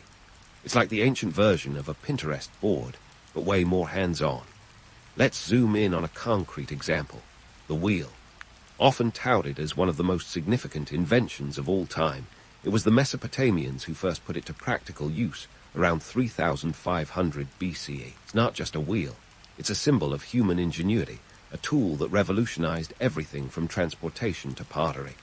Imagine the thrill of a merchant discovering he could now transport goods faster and more efficiently. It was a game changer, akin to the invention of the internet, or at least the fax machine. And speaking of revolutions, let's talk about writing. The cuneiform script, developed by the Sumerians, wasn't just for keeping track of sheep and barley. It was a knowledge superhighway, a way to record history, law, and literature. These clay tablets are the ancient world's tweets, bite-sized yet profound, capturing the essence of their time. The Epic of Gilgamesh, anyone. This is where myth meets history, a timeless narrative that still resonates today because, let's face it, the quest for immortality is a tale as old as time. But not everything was sunshine and innovation. The rise and fall of city-states were as dramatic as any soap opera, complete with betrayals, wars, and power struggles. The economy wasn't just a backdrop, it was a catalyst for these shifts. When trade thrived, so did the cities. But when routes were blocked or resources dwindled, even the mightiest city-state could crumble. Take for instance, a powerhouse in its heyday, reduced to rubble by economic decline and the capricious whims of the Euphrates. Let's not forget the Code of Hammurabi, a cornerstone of legal history, which was as much about regulating trade as it was about justice. Those 282 laws carved into stone weren't just for show. They set ground rules for commerce and society, ensuring that contracts were honored and debts repaid. It's like the original terms and conditions, and just like today, nobody really read them until they had to. As the day's light fades, consider the legacy of these ancient markets. They were the crucible in which modern commerce was forged, a testament to humanity's enduring drive to connect, trade, and innovate. The Mesopotamian market was more than just a place to haggle over dates and wool. It was the beating heart of a society that laid the foundation for our own. So, here's your takeaway. Trade is the timeless thread that weaves through the fabric of human history. It connects us, challenges us, propels us forward. From the bustling stalls of ancient Ur to the global e-commerce giants of today, the essence remains the same. A relentless pursuit of exchange, knowledge, and progress. As you leave the shadow of the ziggurat, remember that the echoes of Mesopotamia are still with us. They are in the wheels that roll down highways, in the riding that spans continents, and in the markets that continue to hum with life. It's a legacy of ambition and innovation, of triumph and tragedy. And as you step back into the present, the story of Mesopotamia lingers, a reminder that in the grand tapestry of history, every thread counts. The Srivijaya Empire didn't start with a bang, but more like a ripple in the bustling waters of Southeast Asia. In the 7th century, a small kingdom on the island of Sumatra was about to make some serious waves. And by waves, I mean they were on the brink of controlling the Malacca Strait, which was kind of like the I-95 of ancient maritime routes. If you wanted to get anywhere in the region, you had to pass through this watery bottleneck. The Srivijaya guys were like, why not charge a toll? Smart, right? Now, let's talk strategy. The Malacca Strait is a narrow stretch of water between the Malay Peninsula and Sumatra. Think of it as the Panama Canal of its time, except without the larks and with way more pirates. It was about 890 kilometers long, and every ship heading from the Indian Ocean to the South China Sea had to sail through it. Whoever controlled it controlled a lot of the trade between China, India, and beyond. Srivijaya was perfectly positioned to be the gatekeeper, and they were about to capitalize on that big time. But who were these Srivijayans? They weren't some ancient mystery cult or anything like that. They were savvy local rulers who knew a thing or two about playing the political game. In the 7th century, the kingdom of Srivijaya was a modest realm, but they had ambition, location, and a knack for making allies. They were like the Switzerland of Southeast Asia, neutral when needed, but always ready to back a power play when the opportunity arose. The region was a tapestry of smaller kingdoms, each with its own ruler, each trying to carve out a slice of the economic pie. The Srivijayans weren't shy about using their strategic location to their advantage. They started constructing a maritime network that would eventually rival anything the Greeks or Romans ever dreamed of. Picture a fleet that could rival Poseidon's own, and you've got a rough idea of what they were building.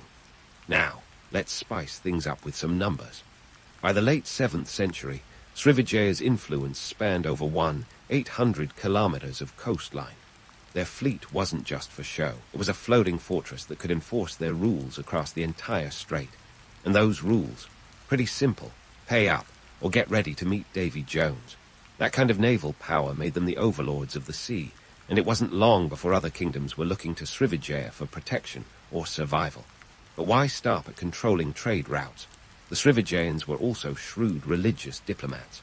They embraced Buddhism, which was quite the diplomatic move. Buddhism was like the diplomatic passport of the ancient world. It opened doors and smoothed over conflicts. They sent embassies to China and India, fostering relationships that helped cement their influence. They knew that religion wasn't just about temples and monks.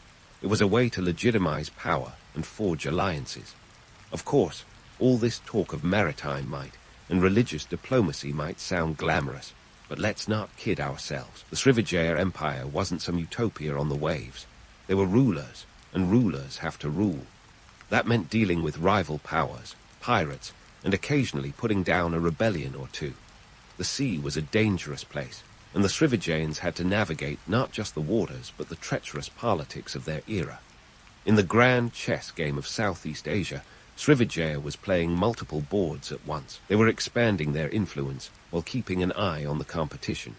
Other local powers like the Malayu and the Tarumanagara were eyeing their success with envy. It was a classic case of keep your friends close and your enemies closer. Srivijaya was all about maintaining a balance of power, ensuring no single kingdom could challenge their dominance. Their rise wasn't just about brute force or clever diplomacy. It was about understanding the world around them and leveraging every asset they had. The Malacca Strait was their golden goose, and they weren't about to let anyone else get a hold of it.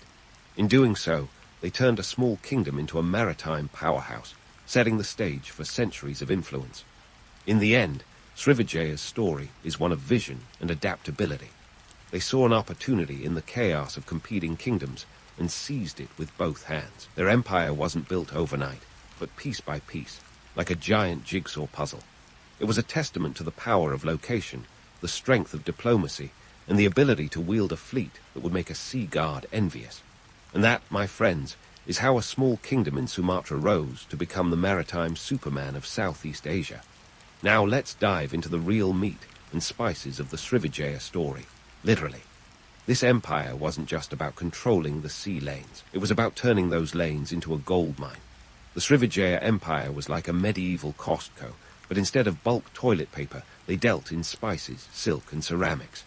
These weren't just luxury items. They were the cryptocurrency of their day, volatile, coveted, and capable of making empires rich beyond belief. First, let's talk spices. Imagine a world where black pepper was worth its weight in silver. That's not hyperbole. That's ancient reality. The spice trade was the original get-rich-quick scheme, and Srivijaya had a front-row seat.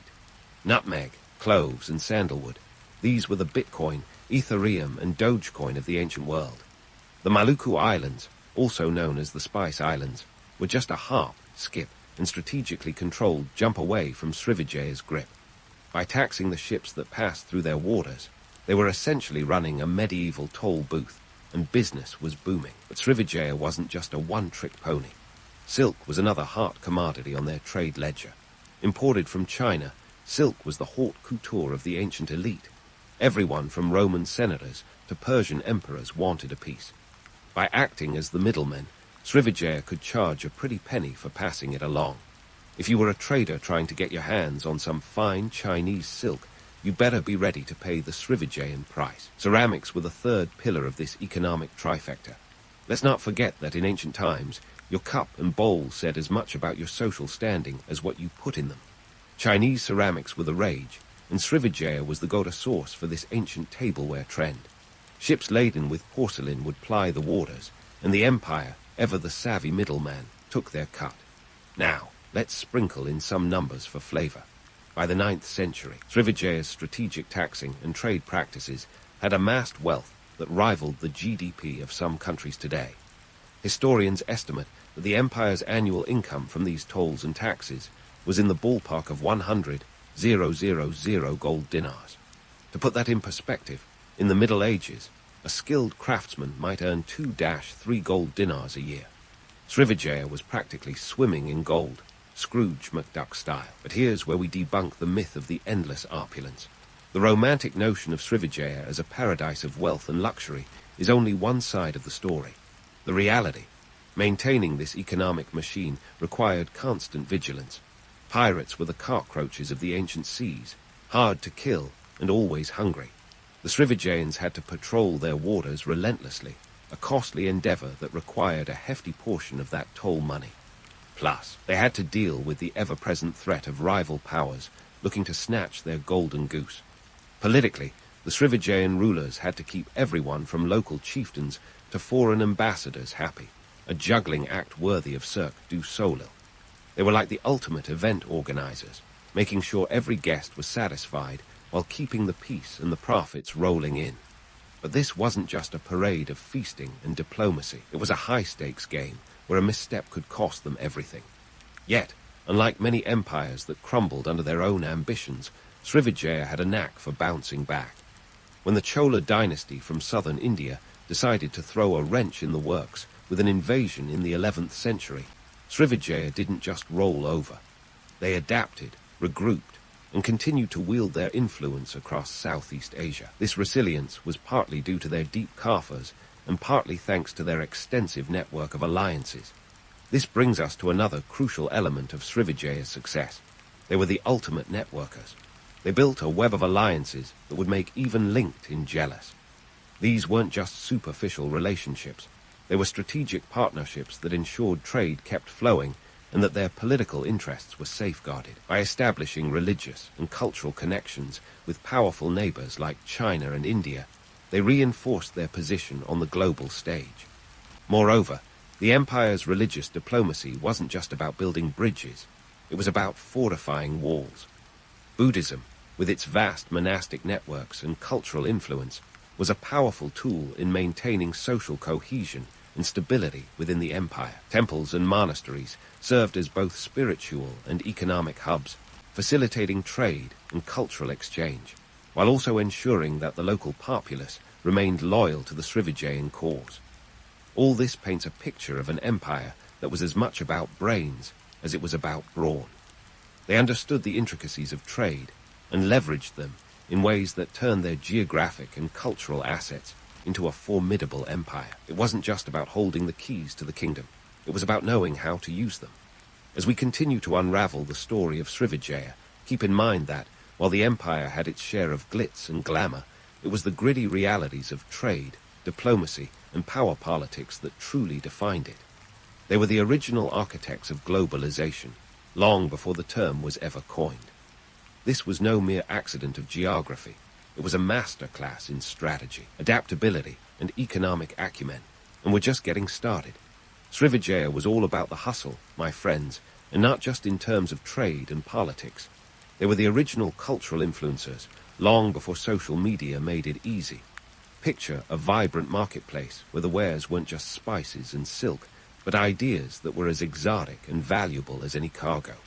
The empire was a melting pot, a cultural buffet where India and China met, mingled, and exchanged more than just goods.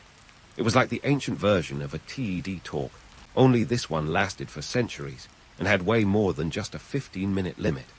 Let's dive into the spiritual side of things first. Buddhism was more than just a religious choice for Srivijaya. It was a cultural passport that opened doors from the Indian subcontinent to the Chinese heartland. Think of it as the ancient equivalent of learning English today. It was the lingua franca of spiritual discourse. Srivijaya used this to their advantage, spreading Buddhism through their vast network of trade routes. Monks from India would stop by on their way to China, exchanging ideas and teachings like spiritual couriers.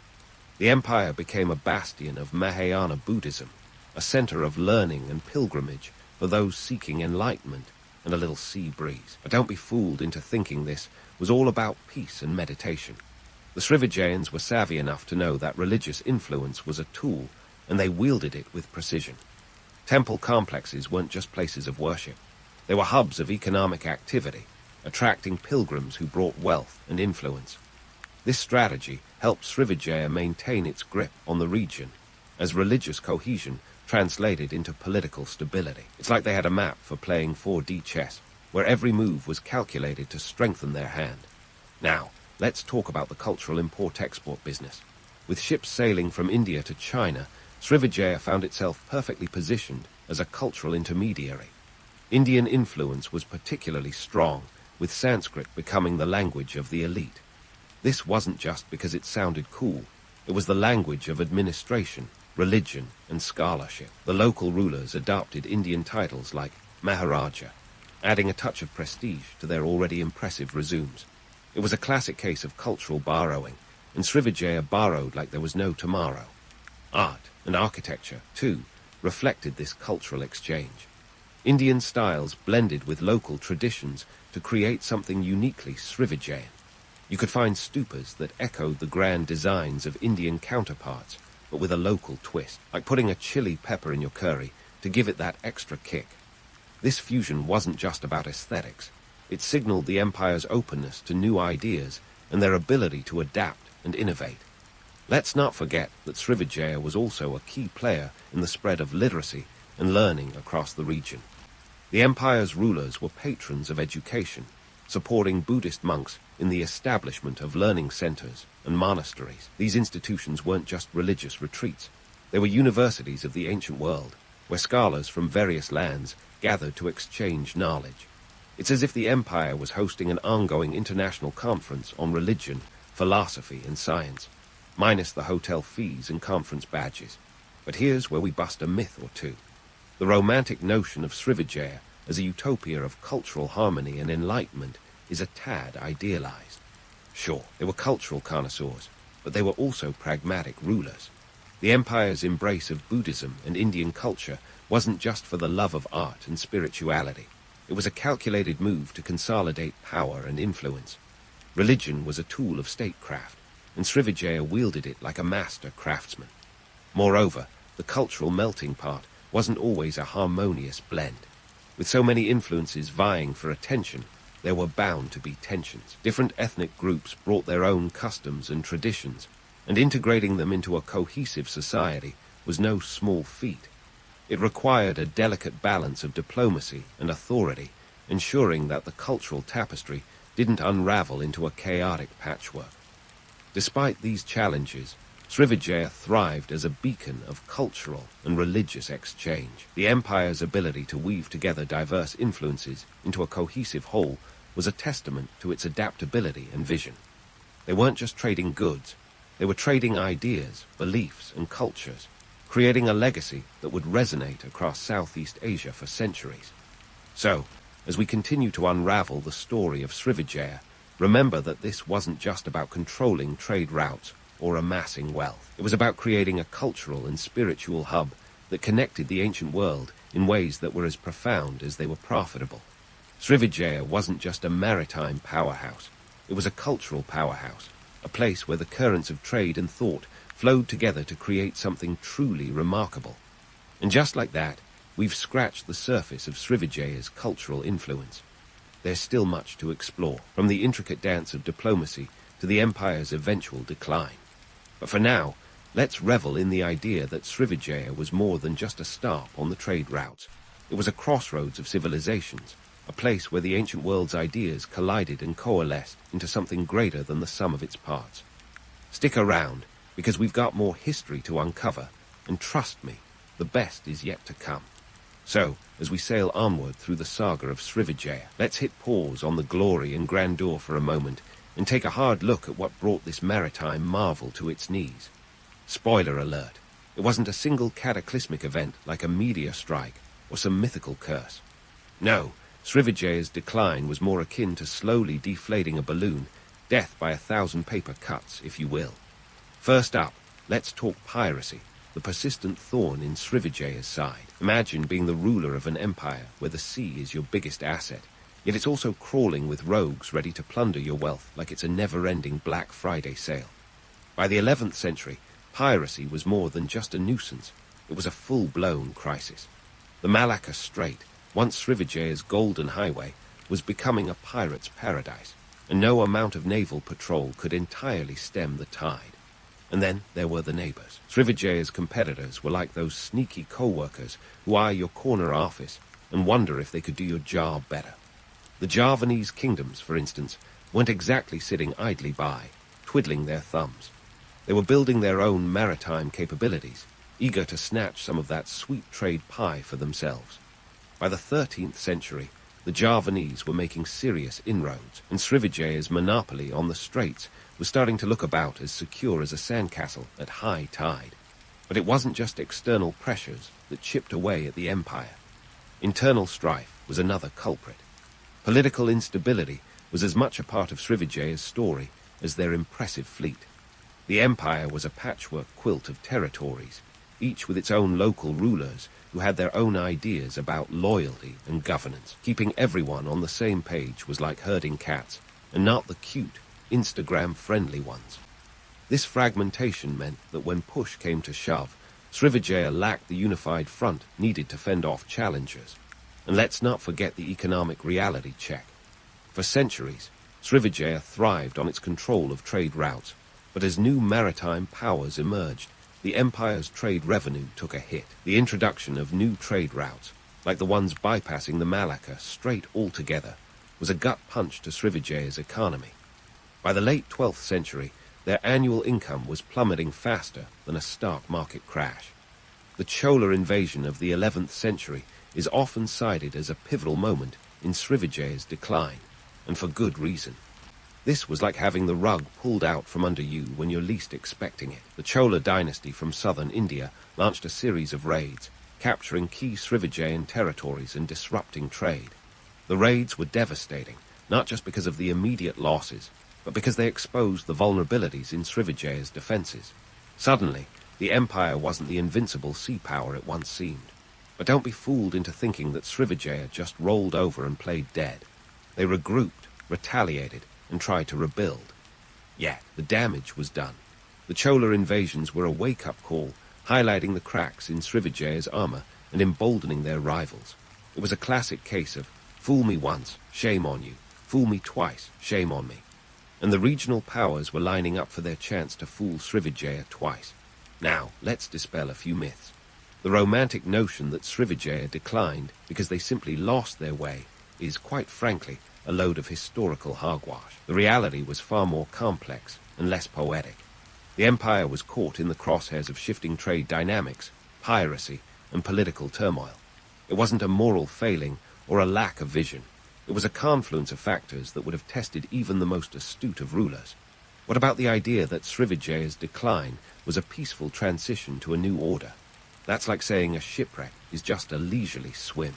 In truth, the fall of Srivijaya was anything but serene. It was marked by conflict and competition as new powers rose to fill the vacuum. The Javanese kingdoms, particularly Majapahit, were eager to step into Srivijaya's shoes, and they did so with gusto. But here's the kicker. Srivijaya didn't vanish overnight. The empire's influence lingered like the aftertaste of a potent spice. Cultural and religious legacies endured, even as political control slipped away. The Srivijayan model of trade and diplomacy had set the stage for future Southeast Asian kingdoms. Their story was a cautionary tale and an inspiration, a reminder that in the ever-shifting landscape of power, adaptability is key. So, as we wrap up this chapter of Srivijaya's tale, remember that history is rarely a simple narrative. It's a tangled web of events, decisions, and consequences. The decline of Srivijaya was not the end, but a transformation, a handing off of the torch to new players in the region. And just like that, the empire faded into the annals of history, leaving behind a legacy as complex and multifaceted as the waters they once ruled. But don't close the book just yet. There's still more to uncover, and the next chapter promises to be just as riveting. Stay tuned, because the story of Southeast Asia's maritime titans isn't over. As the Srivijaya Empire receded into the historical mist, their legacy left ripples that persistently lapped at the shores of modern Southeast Asia. It's the kind of narrative that doesn't end with a neat bow, but rather unfolds like a complex tapestry, each thread telling a story of influence, adaptation, and survival. Picture Southeast Asia today, a vibrant mosaic of cultures, languages, and economies, owing a significant part of its character to the ancient maritime maestros of Sumatra. Let's talk trade first, the lifeblood of Srivijaya, and frankly, the real MVP of their enduring influence. They were the original architects of regional commerce, the Jeff Bezos of the pre-modern world, if you will. By mastering the Malacca Strait, Srivijaya set a precedent for controlling trade routes, a lesson not lost on future empires like Majapahit and later the Malacca Sultanate. The empire's strategic trade practices laid the groundwork for Southeast Asia's role as a global trade hub, a legacy seen in modern ports like Singapore, handling over 600 million tons of cargo annually. This isn't just historical curiosity. It's the backbone of a thriving economic engine that fuels the region today. Culturally, Srivijaya was the ancient world's version of a cultural blender. They took the best of what India and China had to offer, added local flavor, and hit the puree button. The result was a unique Southeast Asian identity that resonated through the ages.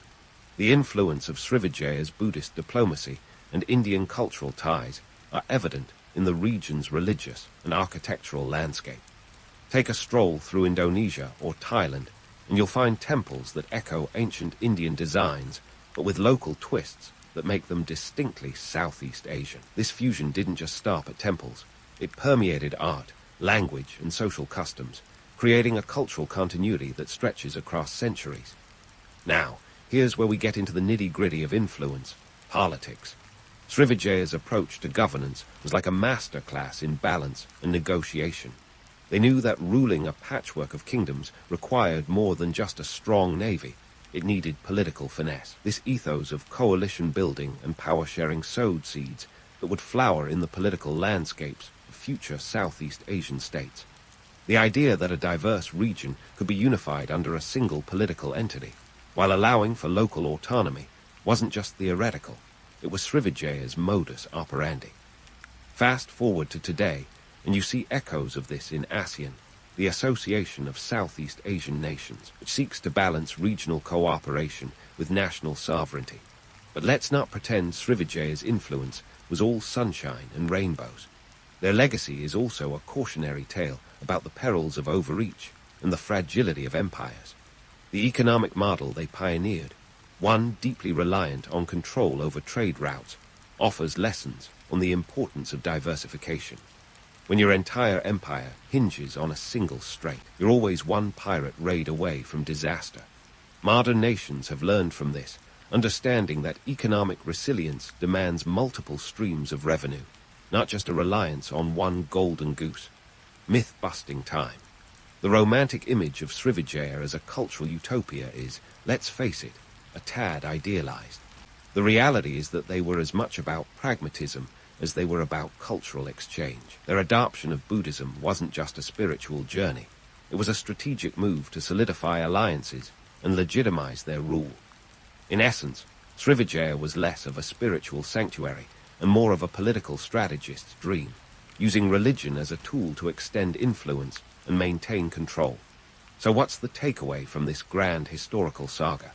Srivijaya's story is a testament to the power of strategic vision and adaptability. Their ability to harness geography, culture, and diplomacy to build an empire serves as a blueprint for modern states navigating the complex world of global politics and trade. They taught us that while geography might set the stage, it's the players who write the script. As we wrap up this deep dive into the history of Srivijaya, let's remember that their influence is not just a relic of the past, but a living legacy. It's in the bustling ports of Southeast Asia, the cultural festivals, the interwoven histories that connect the nations of the region. Srivijaya's story is a reminder that history is never just about the past. It's about understanding the roots of the present and the seeds of the future. So, next time you find yourself in a Southeast Asian market, amidst the spices and silks, remember that you're walking through the echoes of an empire that once ruled the waves and still shapes the world today. And with that, we've reached the end of our voyage through the history of the Srivijaya Empire. But fear not, history buffs, because the world is full of stories waiting to be told, and our journey through time is far from over. Until next time, keep your curiosity sailing strong. In the windswept steppes of Mongolia, where even the sheep wear coats, a baby named Temujin was born in 1162. Now, when we talk about Temujin, we're talking about the kid who would one day put the G in Genghis Khan. But let's not get ahead of ourselves. His early years were less about conquering empires and more about surviving the kind of family drama that would make a soap opera look like a picnic. His father, Yesujay, was a minor chieftain with enough enemies to fill a yurt. And then there's the story of Temujin's birth, where legend suggests he clutched a blood clot in his fist, a sign of greatness, if you believe in that sort of thing. Spoiler alert, it didn't make him any less human or his childhood any less of a roller coaster. Temujin's early life was a masterclass in Mongolian chaos. By the time he was 9, his dad had taken him on a let's find a wife field trip to the tribe of his future bride, Bort. Romantic, right? Well, not so much. On the way back, Yesujay made the rookie mistake of accepting food from a rival clan, the Tatars, who decided that poisoning was a better use of hospitality. Yesujay didn't make it back, leaving Temujin with a target on his back and a family to fend for in the harsh Mongolian wilderness. Let's just say, growing up fast wasn't optional, but the universe wasn't done with Temujin yet. His family, now out of favor and out of allies, was abandoned by their own clan. Survival was a full-time job, and it didn't pay well. Without the protection of a powerful family, Temujin and his siblings were left to scavenge for food like a pack of wolves, which, incidentally, were also a concern. Still, it wasn't all doom and gloom. This was where Temujin started to learn the art of alliances, the kind that wouldn't stab you in the back over a bowl of mutton soup. The plot thickens with Temujin's teenage years, where he faced more kidnappings than a daytime drama. The Merkit tribe snatched him up as a form of poetic justice for his father's past misdeeds. Temujin's marriage to Bort was a bright spot, but it didn't last long before she was kidnapped too. Bad luck seemed to follow Temujin like a shadow, but each misfortune was a lesson in the harsh curriculum of Mongolian survival skills. Breaking free from captivity was practically Temujin's side hustle. During one escape, he used a wooden yoke to slip away from his captors, an early sign of the cunning that would eventually cement his reputation. It's like he had a PhD in slipping through the cracks. And slip he did, right back into the chaos of tribal politics, where temporary alliances were forged faster than you could say steppe diplomacy. Now, let's address the divine birth myth. Some folks say Temujin was destined for greatness, marked by the heavens. But the truth is, if divine intervention had a role, it sure had a funny way of showing it. Temujin's real divine gift was a knack for turning dire circumstances into stepping stones. He didn't have a celestial path laid out, had grit and a growing desire to unite the Mongol tribes, not for cosmic reasons, but because he knew scattered tribes were easy pickings for neighbors looking to meddle. Life in the 12th century Mongolian steppes was about as comfortable as a cactus pillow. The nomadic lifestyle meant constant movement, adapting to the seasons, and dealing with whatever nature threw your way. Clans were the basic social unit, and loyalty was as much a currency as the livestock you herded. Temujin's world was one where the strong survived, but the smart thrived. He was both, but more importantly, he was learning to be a leader. So why did it matter? Because Temujin's early life laid the groundwork for a vision that would change the world. It wasn't just about personal vendettas or reclaiming a family's honor. He saw a bigger picture, a united Mongol nation that wouldn't just survive but dominate. His ambition wasn't driven by myths or divine rights. It was born from the harsh realities of life, the betrayals, the alliances, and the relentless pursuit of something greater. As we wrap up this part of Temujin's story, remember this. He wasn't born a Khan. He became one through a blend of cunning, willpower, and an unparalleled ability to rally people to his cause. The chaos of his childhood forged a leader who would rise above the petty squabbles of the steppes and set his sights on something far larger. The legend of Genghis Khan didn't start with destiny. It started with a boy, a yoke, and an indomitable spirit. But let's not kid ourselves. The road from Temujin to Genghis Khan wasn't paved with gold. It was more like a trail of broken alliances and the occasional pile of bones. After all, becoming the supreme leader of the Mongols was less about divine right and more about strategic genius and some seriously unorthodox warfare methods. Imagine trying to unite the Mongolian tribes, each as independent as a teenager with a driver's license and just as rebellious. Temujin knew that sheer force wouldn't cut it. What he needed was a plan as cunning as a fox, with a degree in diplomacy. First off, Temujin was a master of alliances, treating them like the ultimate Mongolian potluck. The key was to bring something to the table that others couldn't resist. So when he wasn't escaping kidnappings, he was busy forming alliances with powerful figures like Targrol, the Khan of the Kerates. Targrol was the kind of ally who gave Temujin street cred, well, step cred, if you will. Together, they were like the Batman and Robin of the Mongolian plains, minus the capes, but definitely with a flair for dramatic rescues. When Bort was kidnapped by the Merkits, it was Targrol's support that helped Temujin get her back. This wasn't just a rescue mission. It was a strategic move that showed other tribes Temujin wasn't playing games. He was playing chess, and everyone else was just learning how to move the pieces. But alliances were only half the battle. Temujin had a knack for espionage that would make any modern spy agency envious. If knowledge is power, then espionage was Temujin's secret weapon.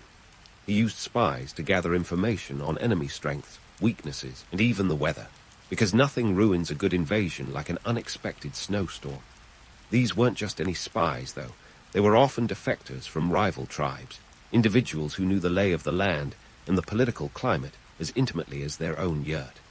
It was a brilliant use of human resources, turning potential threats into valuable assets. Oh, and let's not forget the psychological warfare. Temujin was a maestro at that too. He'd use misinformation to make his forces appear larger, scarier, and more ruthless than they were, making his enemies as jumpy as a rabbit in a wolf den. And speaking of human resources, let's talk about his revolutionary merit-based promotion system. In a world where your birth determined your worth, Temujin threw the rulebook out the yurt window. He didn't care if you were born into a rich family or if your dad was the biggest, baddest chieftain on the block. What mattered was what you could do and how well you could do it. Military positions were awarded based on ability and loyalty, not nepotism. This was a radical shift in Mongolian politics, akin to promoting someone from the mailroom straight to the boardroom, assuming they could shoot an arrow like they meant it, of course. This approach not only made his army more efficient, but also engendered fierce loyalty. Soldiers fought not just for Temujin, but for the promise that they, too, could rise through the ranks if they proved their mettle. Now, let's dispel a few myths about Temujin's rise. Romantic narratives would have you believe that his ascension was a straight shot to glory, like a hero's journey with a guaranteed happy ending. In reality, Mongolian politics were messier than a yak in a mud bath. Temujin's path was littered with betrayals, shattered alliances, and the ever-looming threat of assassination. The tribes were fiercely independent, each one a sovereign entity with its own customs, leaders, and grudges. Convincing them to unite under a single banner was like herding cats, angry, armed cats. This wasn't just a political challenge. It was a logistical nightmare, akin to organizing a rock festival in a snowstorm. Economically, the Mongolian tribes relied on trade and raiding, with livestock being their primary currency. Control over trade routes was as sought after as a winning lottery ticket. Temujin understood this economic reality and used it to his advantage. By controlling key routes and ensuring the safety of traders, he could reward allied tribes with wealth and resources. It was a masterstroke of economic manipulation that secured both loyalty and prosperity. Here was a leader who understood that a well-fed ally was a happy ally, and a happy ally was less likely to stab you in the back. So what's the big takeaway here? Temujin wasn't just a warlord with a vision. He was an innovator who reshaped the Mongolian world. His strategic genius lay in his ability to adapt, to see beyond the limitations of his time, and forge a new path. He didn't just unite the tribes by force. He did it by offering a new kind of leadership, one that promised opportunity and security. As we leave this chapter open, remember, the legend of Genghis Khan didn't rest on the laurels of myth. It was built on the gritty realities of politics, the harshness of life on the steppes, and the sheer audacity of a man who refused to be boxed in by the circumstances of his birth. The journey from Temujin to Genghis Khan was just getting started, and the world had no idea what was coming next. And so it began, the meteoric rise of Genghis Khan, the man who'd take thinking big to a global scale. If you thought uniting the Mongols was an impressive feat, just wait until you see what he did with that unity. In 1206, Temujin was officially declared Genghis Khan, which roughly translated means universal ruler. Ambitious, absolutely. But he wasn't content with just being king of the sandbox. He wanted the whole playground. Now, moving an army across the massive stretches of Asia isn't just about packing your bags and saying, "See you later." It's more like orchestrating the world's most complicated game of chess, with horses. Picture this. Genghis Khan's empire at its height spanned over 12 million square miles, from the Pacific Ocean to the edges of Europe. That's like owning all the hotels on a monopoly board that stretches across continents. Just managing the logistics of moving tens of thousands of warriors, not to mention the auxiliary staff, was a feat that would make a modern-day supply chain manager break out in a cold sweat. We're talking about an army that could march up to 100 miles a day, thanks to their hardy Mongol ponies. These weren't your average prancing show ponies. They were the SUVs of the steppe world, sturdy, reliable, and able to survive on the barest of resources. Each warrior had multiple horses, allowing them to rotate mounts and keep a fresh steed ready to go. This mobility was a game-changer, giving the Mongols a tactical advantage that left their enemies in the dust, quite literally. But it wasn't all about horsepower. The Mongol army was organized with ruthless efficiency. Forget your typical medieval rabble. This was a disciplined force, divided into units of 10, 100, 1, 000, and 10, 000. Each unit had its own leaders, allowing for flexibility and rapid response on the battlefield. It's like having a military made of Lego blocks, easy to reconfigure and adapt to any situation. The economic impact of Genghis Khan's expansion was profound. Conquered regions were integrated into a vast trade network, creating a flow of goods, technologies, and ideas unprecedented for the time. The Silk Road, that ancient artery of commerce, was revitalized under Mongol rule. Suddenly, your silk could travel from China to Europe with a Mongol seal of approval, ensuring a level of safety and stability that traders hadn't seen in centuries. Of course, not everyone was thrilled about being integrated into the Mongol Empire. Here's where the PR spin comes into play. Genghis Khan was as much about psychological warfare as he was about military might. The Mongols had a knack for leaving a lasting impression, often by leaving cities in ruins.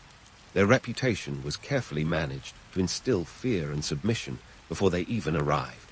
Think of it like a medieval version of Yelp reviews, only these came with flaming arrows and a side of terror. Take the city of Nishapur, for example. In 1221, it became an unfortunate entry in the Mongol playbook of what happens when you resist. After the death of Genghis Khan's son-in-law at the hands of the city's defenders, the response was swift and brutal. The city was razed, and the casualties were so extensive that it reportedly took a decade for the city to recover. While the numbers might be exaggerated, some sources claim up to 7 million were killed. It's clear that the Mongols knew the power of a horrific tale told far and wide. But why all the destruction? The Mongols weren't just in it for the thrill of conquest. There was an economic rationale here. By making an example of certain cities, they encouraged others to surrender without a fight, saving time, resources, and manpower. It was a brutal efficiency that modern PR firms might admire, if not the methods. Yet, amid the carnage, there was a method to the madness. Genghis Khan didn't just conquer, he built. His administration was known for its religious tolerance and its promotion of trade and communication. Conquered peoples could keep their religions, and local leaders were often left in place as long as they pledged allegiance to the Khan. This was no small thing in a medieval world rife with religious conflict. It was a pragmatic approach that ensured the loyalty of diverse populations within the empire. Let's shift gears to Europe, where the Mongol invasion was like a thunderstorm rolling in from the east. The Mongols hit Russia with a force that left a lasting imprint. The Battle of the Kalka River in 1223 was an early skirmish that showcased the Mongols' tactical prowess. Russian princes, used to fighting among themselves, found themselves outmaneuvered and outclassed.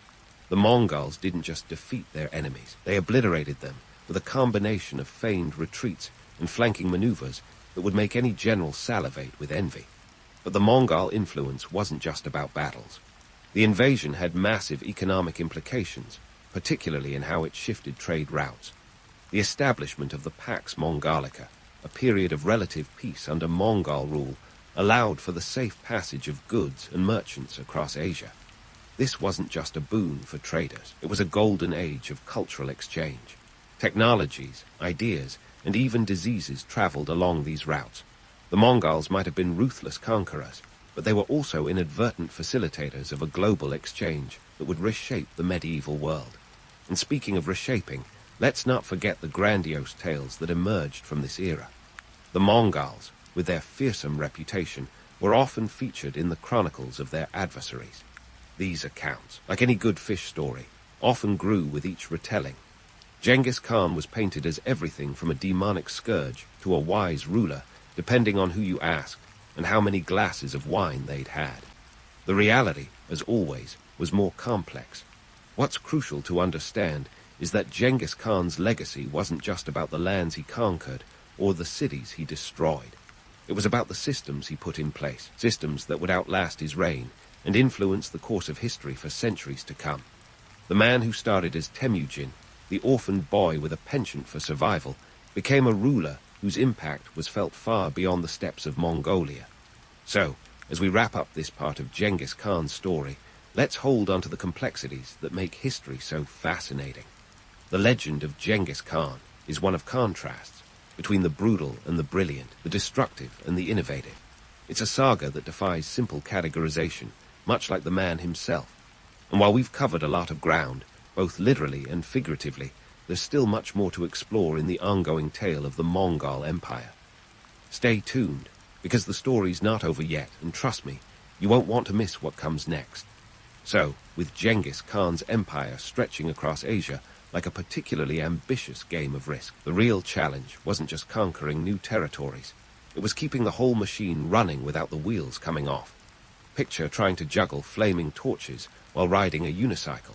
That's managing an empire in the 13th century for you. Genghis Khan knew he needed more than brute force to maintain control. He needed policies that would keep his empire glued together, even if it was held by the thinnest threads of diplomacy and innovation. First on the agenda, law and order. Genghis Khan introduced a universal law code known as the Yasa, which wasn't your typical legal mumbo-jumbo. Think of it as the Mongol Empire's equivalent of a Swiss Army knife, multifunctional and essential. This was a set of laws that covered everything from theft to military conscription, with a firm emphasis on loyalty and discipline. The Yasa was particularly radical for its time because it applied to everyone, not just the peasants. Even the highest officials weren't above the law, which was a real shocker in a world where the elite usually played by a different set of rules, or no rules at all. Now, you might wonder how a bunch of nomads managed to enforce a universal legal system across such a vast empire. The answer lies in its simplicity and clarity. The Yasa was straightforward and brutally efficient. If you broke a rule, the consequences were swift and severe. It was less about rehabilitation and more about making sure everyone knew the stakes. The message was clear: stay in line, or you might end up on the wrong side of a very pointy stick. But fear not, the Yasa wasn't just a medieval version of law and order. Genghis Khan understood that an empire wasn't built on fear alone. He promoted trade and economic stability like a true opportunist. The Silk Road, that ancient superhighway of commerce, was revitalized under his rule. Imagine a giant conveyor belt of silk, spices, and ideas stretching from China to Europe, with Mongol checkpoints ensuring safety and fairness. This wasn't just good for business, it was genius geopolitics. By securing and promoting trade routes, Genghis Khan ensured a steady stream of wealth and resources into his empire's coffers. It's a bit like offering free Wi-Fi at a cafe. You get more customers, and they stick around. And here's the kicker. Genghis Khan's empire was surprisingly progressive when it came to religious freedom. Yes, the guy often painted as a ruthless warlord was also a champion of religious tolerance. Within the Mongol Empire, you could worship whatever deity floated your boat, as long as you paid your taxes and didn't cause trouble. This wasn't just a benevolent gesture. It was a calculated move to keep the peace among the diverse peoples under his rule. Allowing religious freedom meant fewer revolts and more allegiance to the Mongol banner. After all, It's hard to plot a revolution when you're busy practicing your faith in peace. But let's not romanticize too much. It wasn't all incense and enlightenment. The Mongol administration was pragmatic to a fault. Religious leaders were often co-opted into the Mongol power structure, given a stake in the empire's stability. This wasn't a love story. It was a shrewd business partnership. If you were a religious leader, you had a choice.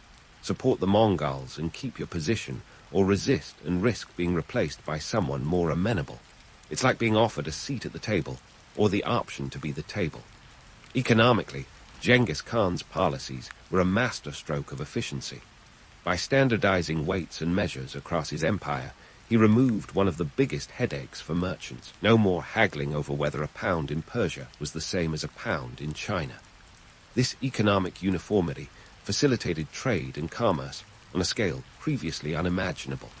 It was a world where a merchant could travel from one end of the empire to the other, knowing exactly what to expect. Think of it as the medieval version of a global franchise, where the rules were the same whether you were ordering a latte in Venice or a dumpling in Beijing. Despite the chaos that often followed the Mongol hordes, Genghis Khan's administrative genius lay in creating a sense of order out of potential anarchy. His empire was a mosaic of cultures, religions, and economies, and he managed to keep it all together with a mix of fear, innovation, and a surprisingly modern understanding of human nature. His laws were strict, but his policies were flexible, adapting to the diverse needs of his subjects. He didn't just conquer, he governed, and he did so with an eye toward creating an empire that could outlast him. In the end, Genghis Khan's legacy wasn't just about the lands he conquered or the battles he won. It was about the systems he created, the trade he facilitated, and the unlikely peace he maintained through sheer force of will and a little bit of political savvy. He left behind an empire that, at its height, was the largest contiguous land empire in history, a statement as bold as the man himself. So, as we leave this part of Genghis Khan's story, remember that the myth of the barbarian warlord is only half the tale. The other half is a story of governance, innovation, and a pragmatic approach to power that resonates even today. And while we're not done yet, it's clear that the man who started with nothing but a dream and a yoke has left an indelible mark on history. Stay tuned, because the saga of the Mongol Empire is far from over, and the next chapter promises to be just as riveting.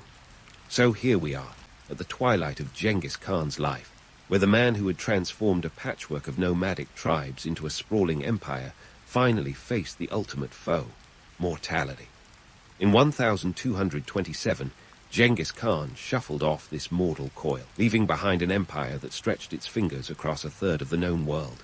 But don't you worry, this isn't where the Mongol saga takes a curtain call.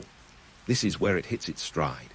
Enter the descendants who took the Mongol Empire's core tenets, conquest, trade, and a sprinkle of terror, and ran with them like a relay team with fire in their boots. First up, we have Urjadeh Khan, Genghis's third son, who ascended to the throne and asked, "How can I make Dad proud while keeping the empire from imploding?" The answer was a blend of military campaigns and administrative genius that would make any corporate boardroom proud. Urjadeh oversaw the completion of the conquest of the Jin dynasty in China by 1234, because why stop when you're on a roll? Under his rule, the Mongols continued their westward expansion, including the 1241 invasion of Hungary and Poland. Picture this. Mongol forces galloped through Europe like a medieval rock band on tour, leaving audiences stunned, albeit less willing to buy a t-shirt. Urjadeh wasn't just about swinging swords and taking names. He was a logistics wizard.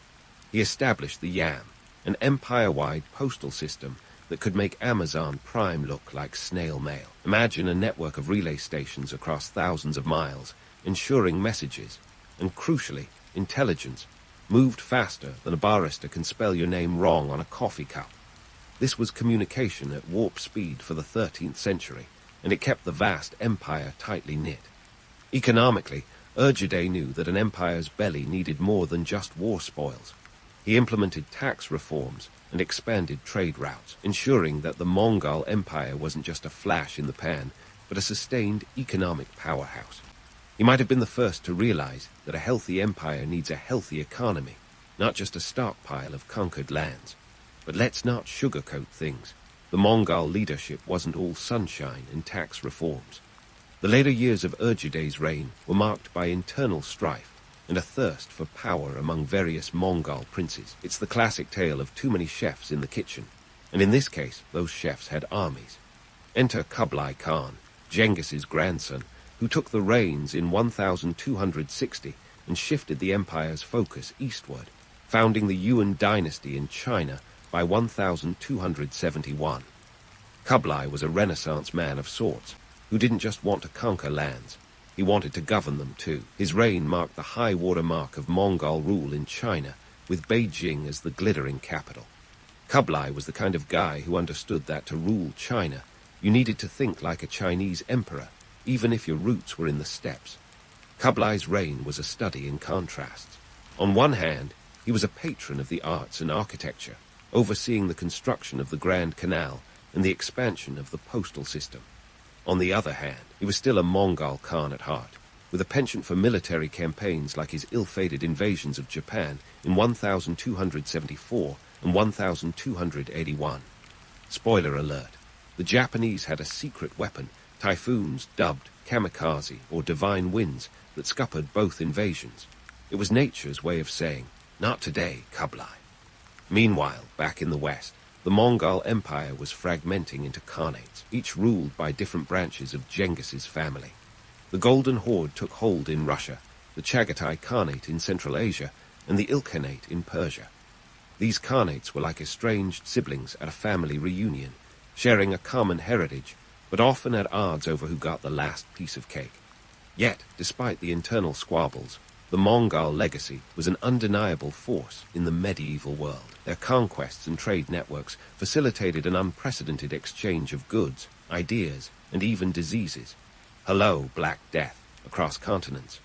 The Silk Road became a superhighway of cultural diffusion, where technologies like gunpowder, the compass, and even noodles made their way westward, changing societies in ways no one could have predicted. But let's tackle the big elephant, or perhaps the giant Mongolian pony, in the room: Genghis Khan's genetic legacy. A 2003 study suggested that up to 16 million men today might be direct descendants of Genghis Khan. That's around 1 in 200 men globally, which is a staggering statistic that makes Genghis a contender for the title of world's most prolific ancestor. It turns out the Mongol Empire wasn't just about conquering lands. It was also about, expanding the family tree. Yet, for all its historical impact, the Mongol Empire eventually unraveled, falling victim to the same forces that had once driven its rise: ambition and power struggles. The Khanates drifted apart, weakened by internal conflicts and external pressures. By the late 14th century, the Mongol Empire was a shadow of its former self, a cautionary tale of how even the mightiest empires can crumble. And here's where we untangle the legend from the man. Genghis Khan's image as a ruthless conqueror has endured through the ages, but so has his reputation as a lawgiver and a builder of bridges, both literal and metaphorical. He was a man who could unite disparate tribes under a single banner, not through divine right, but through sheer force of personality and strategic brilliance. Yet many of the stories that have passed down through history are as much myth as fact, colored by the pens of those who feared or admired him. The truth is, Genghis Khan was a complex figure who defies easy categorization. Was he a barbarian or a brilliant statesman? A destroyer of worlds or a global unifier? The answer, infuriatingly, is yes. He was all of these and more. So, what's the takeaway from the Mongol saga?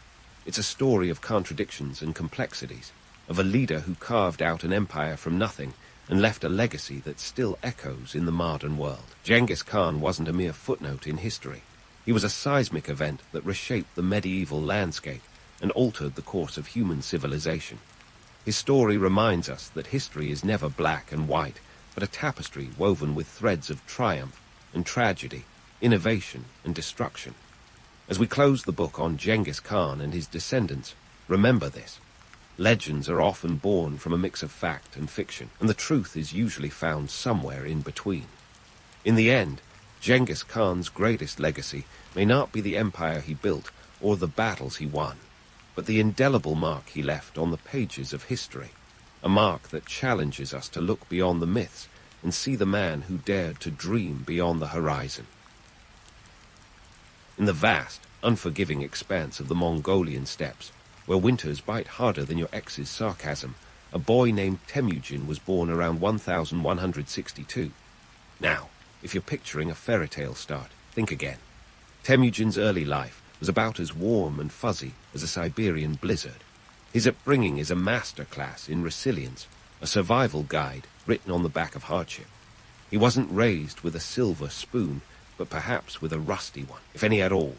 Temujin's father, Yesujay, was a tribal chieftain, which sounds impressive until you realize he was assassinated when Temujin was just 9. Talk about a plot twist. Yesujay's death left Temujin's family vulnerable, their status shattered like a porcelain vase in a rock fight. They were kicked out of their clan and left to fend for themselves. The family survived on wild fruits and small game, essentially living a medieval version of Survivor, minus the camera crew. But here's where things get interesting. Instead of breaking him, these harsh conditions honed Temujin's survival instincts and leadership potential. Imagine playing a strategy game where every wrong move could mean the end. That's the kind of pressure that molds leaders, real leaders. Temujin learned early that alliances were a currency more valuable than gold, which he had none of, by the way. This wasn't monopoly. This was life and death. Now, let's talk about alliances, the medieval version of I'll scratch your back if you don't stab mine. Temujin married Bert, a girl from a neighboring tribe, solidifying a crucial alliance that would later save his bacon. He was a master of networking long before LinkedIn made it cool. But the road to unification wasn't just paved with wedding vows and pinky swears. It was a roller coaster of betrayals and brutal lessons in trust, or lack thereof. One infamous incident involved his blood brother, Jamaka. They were like the Lennon and McCartney of the steppes, until things went south. Jamaka, despite their shared history, turned rival, leading to a series of skirmishes that demonstrated just how fragile friendships could be when power was at stake. Loyalty was a rare commodity, often as thin as the ice of a Mongolian winter. By the time Temujin was in his early 40s, he had already started to unify the Mongol tribes, but this was no simple meet and greet. Convincing fiercely independent nomadic tribes to rally under a single banner was like herding cats, wild, armed cats. It took a blend of diplomacy, force, and the occasional strategic marriage to achieve what seemed impossible. It was in 1206, after years of blood, sweat, and more blood, that a historic Kurultai, a grand assembly, proclaimed Temujin as Genghis Khan, the universal ruler. This wasn't just a title. It was an audacious claim on the future. Now, the romanticized version of this story tends to gloss over the gritty details, painting Genghis Khan as a hero on a noble quest. But let's not forget, this was a period marked by ruthless tactics and relentless ambition. Yes, he unified the tribes, but he also left a trail of broken alliances and conquered rivals. It's easy to get swept up in the legend, but the reality was a brutal game of power, with no room for hesitation.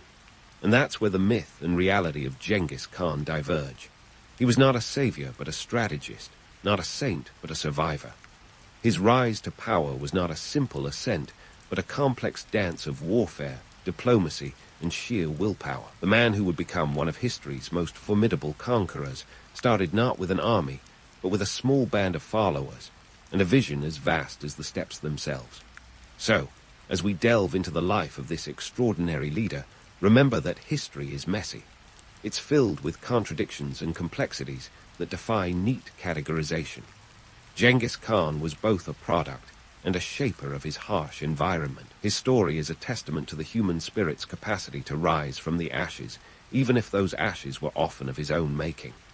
As we continue, we'll unravel more of his journey, where the stakes only get higher and the stories even wilder. Stay tuned, because this is just the beginning. And just when you thought the stage was set, enter the Mongol military machine, the ancient world's version of a well-oiled, fearsome juggernaut. Imagine the efficiency of a Swiss watch, but with more arrows and a lot more horses. This was no ragtag band of riders with a penchant for chaos. It was a meticulously organized force that could make even the most seasoned European knights look like a bunch of clunky amateurs trying to waltz in full armor.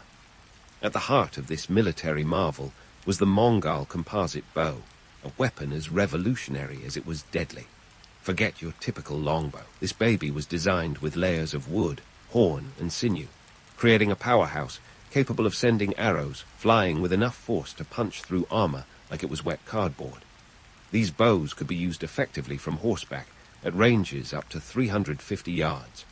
That's about 3 football fields if you're keeping score at home, a distance that would have sent medieval knights scrambling for cover faster than you can say, checkmate. But it wasn't just about having the right tools. It was about how you used them. The Mongols were masters of the feigned retreat, a tactic that turned the tide of many battles. Picture a scene straight out of an action movie. The Mongols would pretend to flee, luring their enemies into a false sense of security. Then, like a trapdoor opening beneath your feet, they'd turn and unleash a deadly counterattack.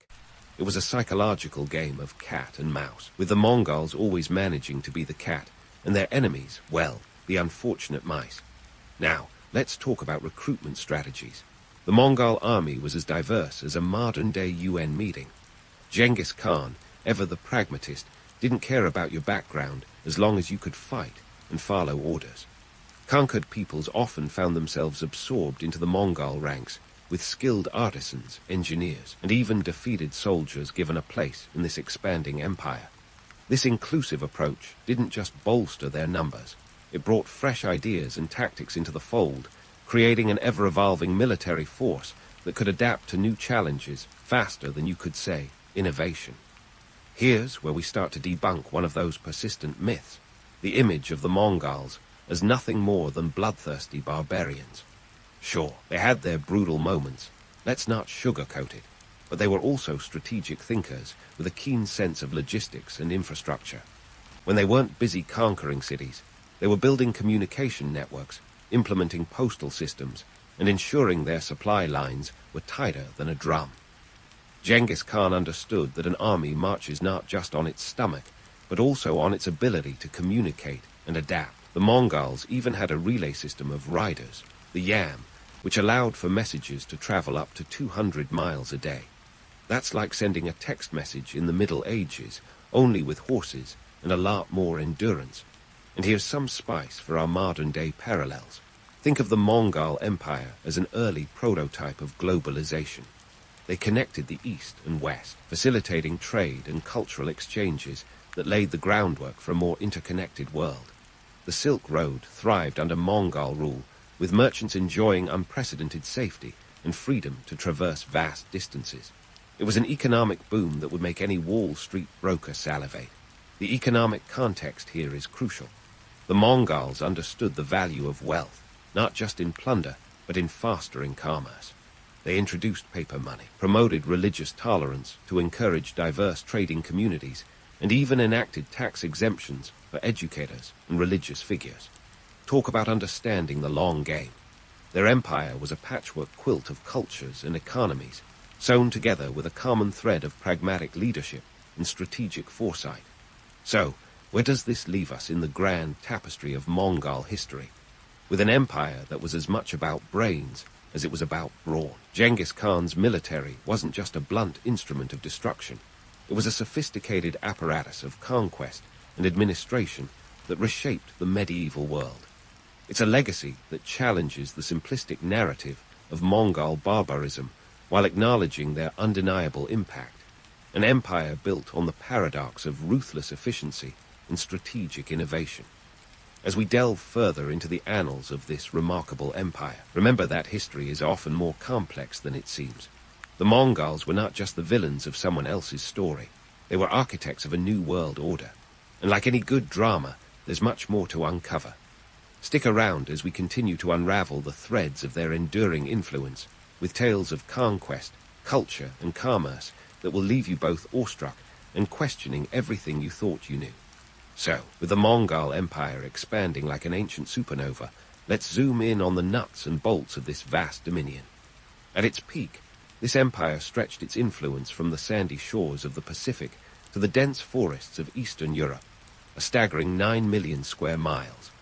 That's like squeezing all of modern-day Russia, China, and the United States under one roof, only with fewer political debates and more horseback archery. But how did they manage to keep this sprawling territory from unraveling faster than a cheap sweater? The key was an administrative marvel that would make even the most seasoned bureaucrat nod in appreciation. Genghis Khan and his successors implemented a merit-based system that left nepotism crying in the corner. Positions of power weren't handed out like candy at Halloween. Instead, they were earned through competence and loyalty, a move that kept the empire running smoother than a well-tuned Ferrari, if Ferraris had existed back then, of course. One of the empire's most iconic administrative tools was the YAM system, which was essentially the FedEx of the medieval world, minus the tracking numbers and customer complaints. Riders relayed messages across the empire with astonishing speed, covering up to 200 miles a day. This wasn't just communication. It was a lifeline that connected the empire's far-flung regions, ensuring orders were followed and rebellions were quashed before they had a chance to brew. Now, let's talk trade, specifically the Silk Road. Under the watchful eye of the Mongols, this ancient trade route blossomed like a desert flower after a rare rainstorm.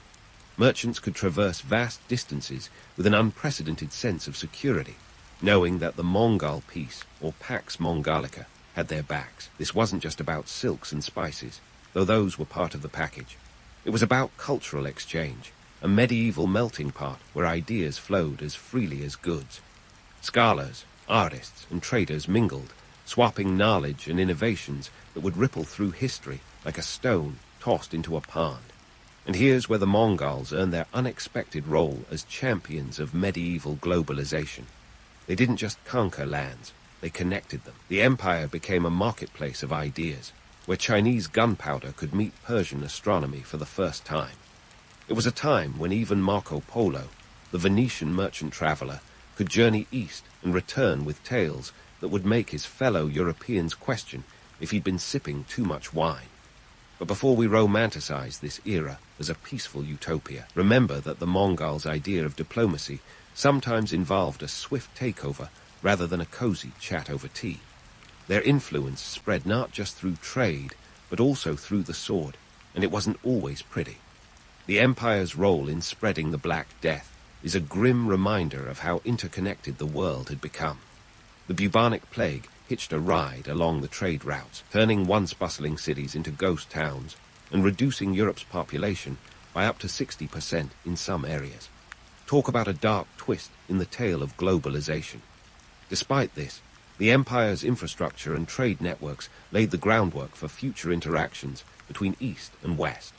The Mongols' economic policies were ahead of their time, with tax exemptions for religious figures and educators, promoting a culture of learning and tolerance. They even experimented with paper money, a concept that baffled many but foreshadowed the financial systems we know today.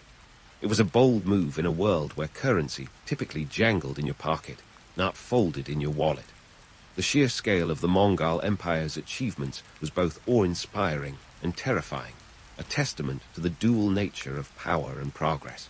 They were the architects of a new world order, one that would echo through the ages, long after their empire had faded into the annals of history.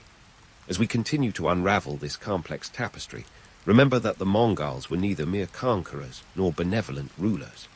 They were a force of nature, reshaping the medieval landscape with a blend of strategic foresight and relentless ambition.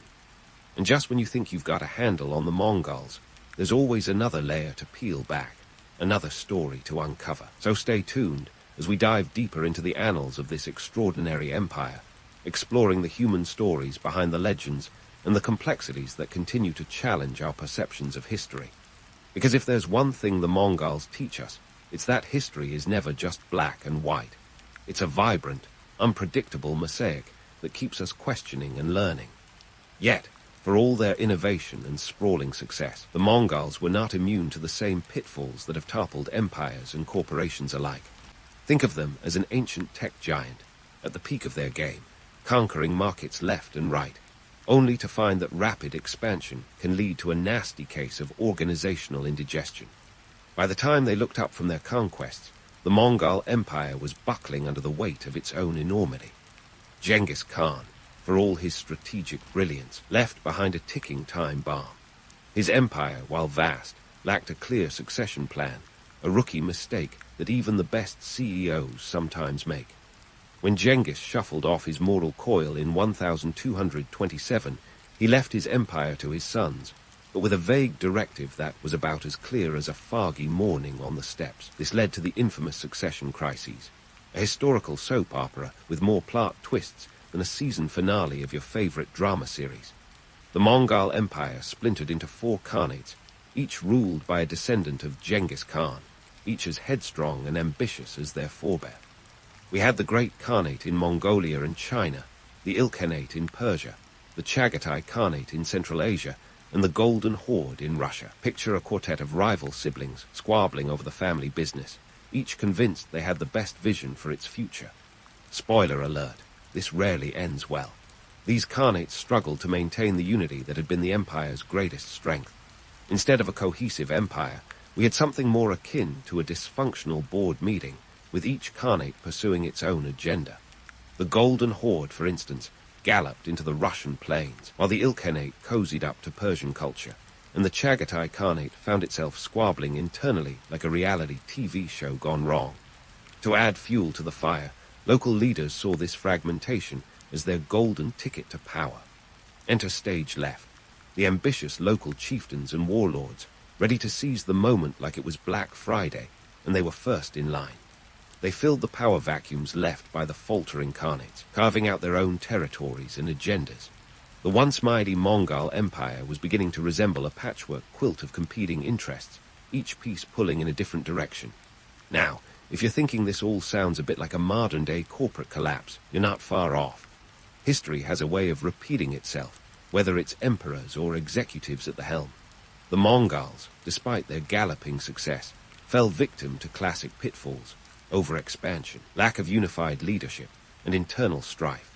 Remember, folks, too many cooks spoil the broth, especially when those cooks are armed with swords and slightly oversized egos.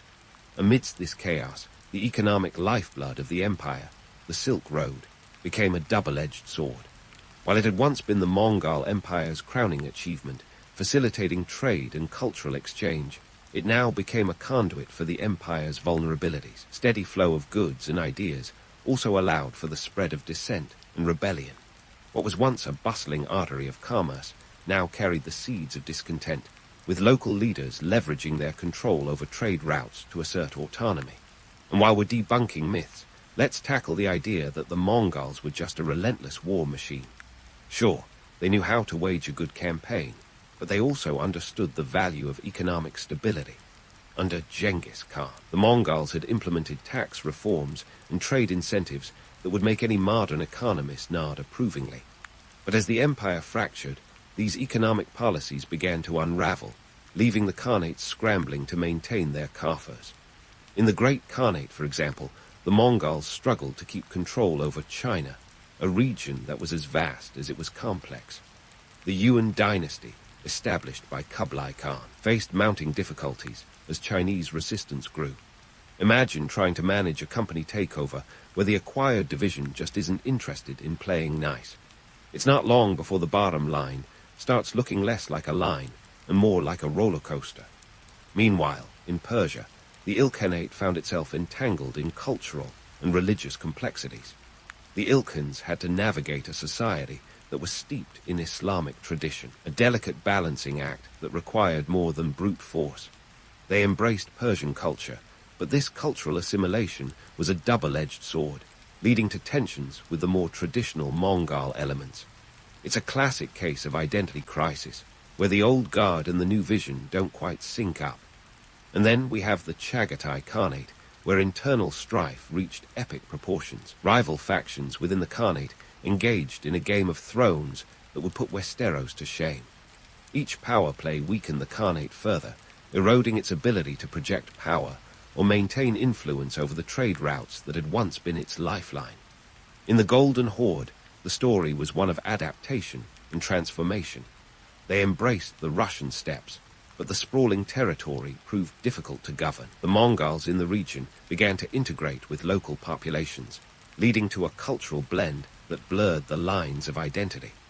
Over time, the Golden Horde became less of a Mongol force and more of a regional power with its unique challenges and ambitions.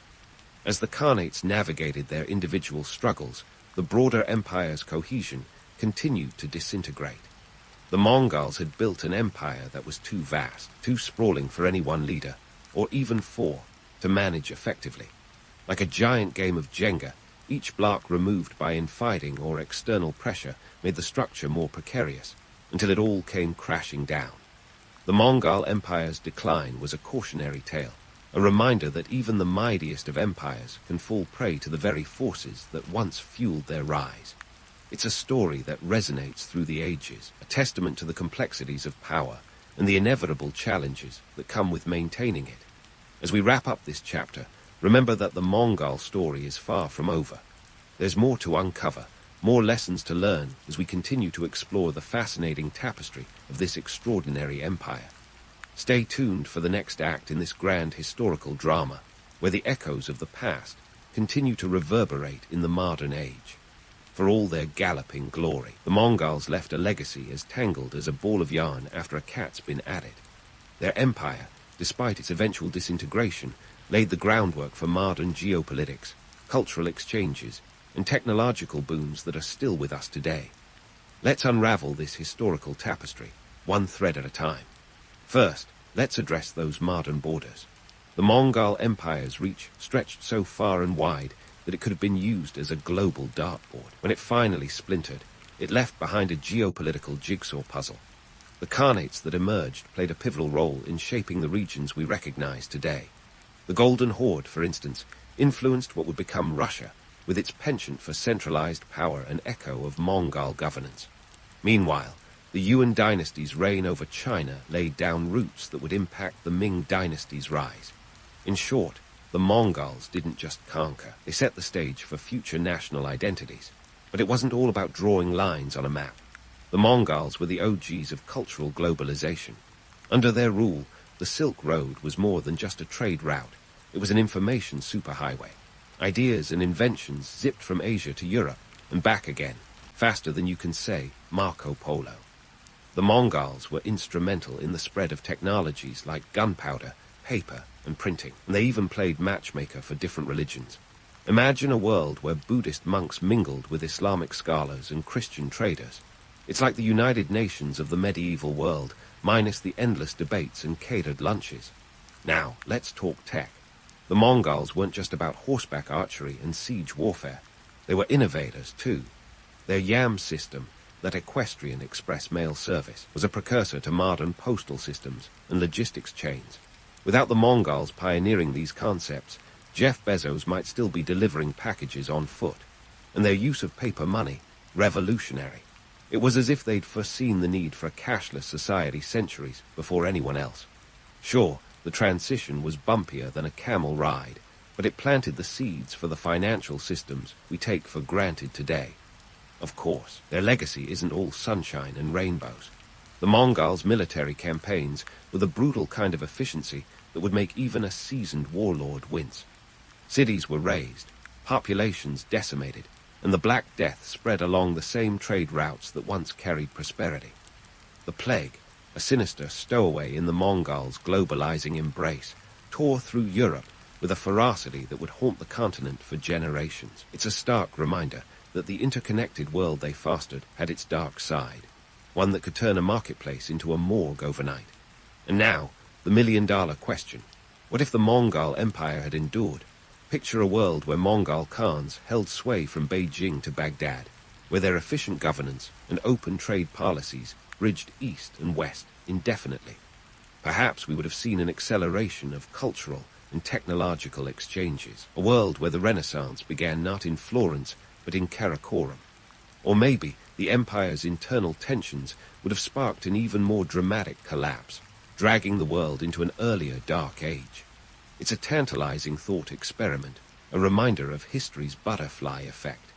As we wrap up this whirlwind tour of Mongol history, let's separate the myth from reality. The romanticized image of Genghis Khan as a hero uniting the steppes glosses over the harsh truths of conquest and subjugation. Yet, the real Mongols weren't just marauding barbarians either. They were a sophisticated force, capable of remarkable feats of governance, innovation, and cultural bridging. Their story is a complex mosaic, equal parts inspiration and cautionary tale.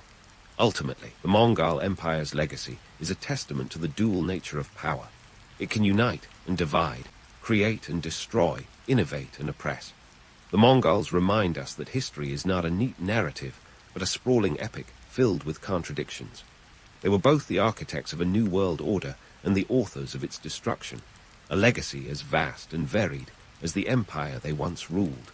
So next time you're standing in line at the post office, zipping off a text, or contemplating the tangled web of modern geopolitics, spare a thought for the Mongols. Their influence is the historical equivalent of a pebble tossed into a pond, with ripples that have reached far beyond their time. They may have vanished into the annals of history, but their impact continues to echo, challenging us to ponder the delicate balance of power, progress, and the human condition. As dawn breaks over ancient Greece, you're not exactly springing from your straw pallet with the enthusiasm of a modern-day espresso addict. But up you get, because you, my friend, are the backbone of this city-state. You're a blacksmith, the muscle behind the metal that keeps everything from commerce to conquest moving. Forget the romanticized image of a lone warrior. Without your expertise, those heroes would be swinging sticks. Your morning begins with the symphony of metallic clinks and clanks, the kind of wake-up call that'd make a rooster hang its head in shame. The forge awaits you, a beast that demands feeding in the form of charcoal and kindling before it can spit out the goods your fellow Greeks can't live without. It's all about getting that fire to a toasty one, 500 degrees Celsius, because let's face it, you're not going to shape iron with a gentle breeze. Iron, the metal of the moment, has dethroned bronze as the material of choice. Why? It's cheaper and more abundant. While bronze required a cocktail of copper and tin, sourced from places like Cyprus and Cornwall, iron ore is the bedrock, quite literally, right beneath your feet. With iron's rise around 1200 BCE, you became the go-to guy for the everyday essentials. Tools for the farmer, spears for the soldier, and yes, decorative items for the household, because who doesn't want a little bling? Setting up the forge is a ritual in itself. You check the bellows, those leather lungs of the operation, ensuring they'll breathe life into the flames. The anvil, your trusty partner in crime, stands ready. It's not here for aesthetics. It's the bedrock of your work, the surface upon which raw metal meets transformation. And let's not forget the hammer, your extension of will. The Greeks might have had guards, but you have tools. The first clang of the hammer reverberates through the workshop, a sound so visceral it practically has its own heartbeat. Each strike is a testament to the blend of brute force and finesse that defines your craft. You're shaping more than just metal. You're molding the economic backbone of the polis. In a society that values both war and peace, your work is indispensable. Weapons are a given, but agricultural tools, those keep the very stomachs of Greece from grumbling. Let's pause and consider the economic landscape here. As an ancient Greek blacksmith, you're not rolling in drachmas like some rock star. Your earnings are modest, but steady. A good sword might fetch 15 drachmas, while a plough tip goes for about 4. In a world where the average day laborer earns about half a drachma a day, your services are critical. The economic wheels turn on the axles you forge. Now, the myth-busting. Romantic notions might paint you as a solitary artisan, but the truth is, you're often part of a larger workshop. This is no one-man show. Slaves frequently assist, pumping bellows or ferrying goods. It's a far cry from the idyllic image of lone craftsmanship. But hey, reality has a way of smudging the picturesque. You're also part of a broader economic network. Your raw materials come from traders.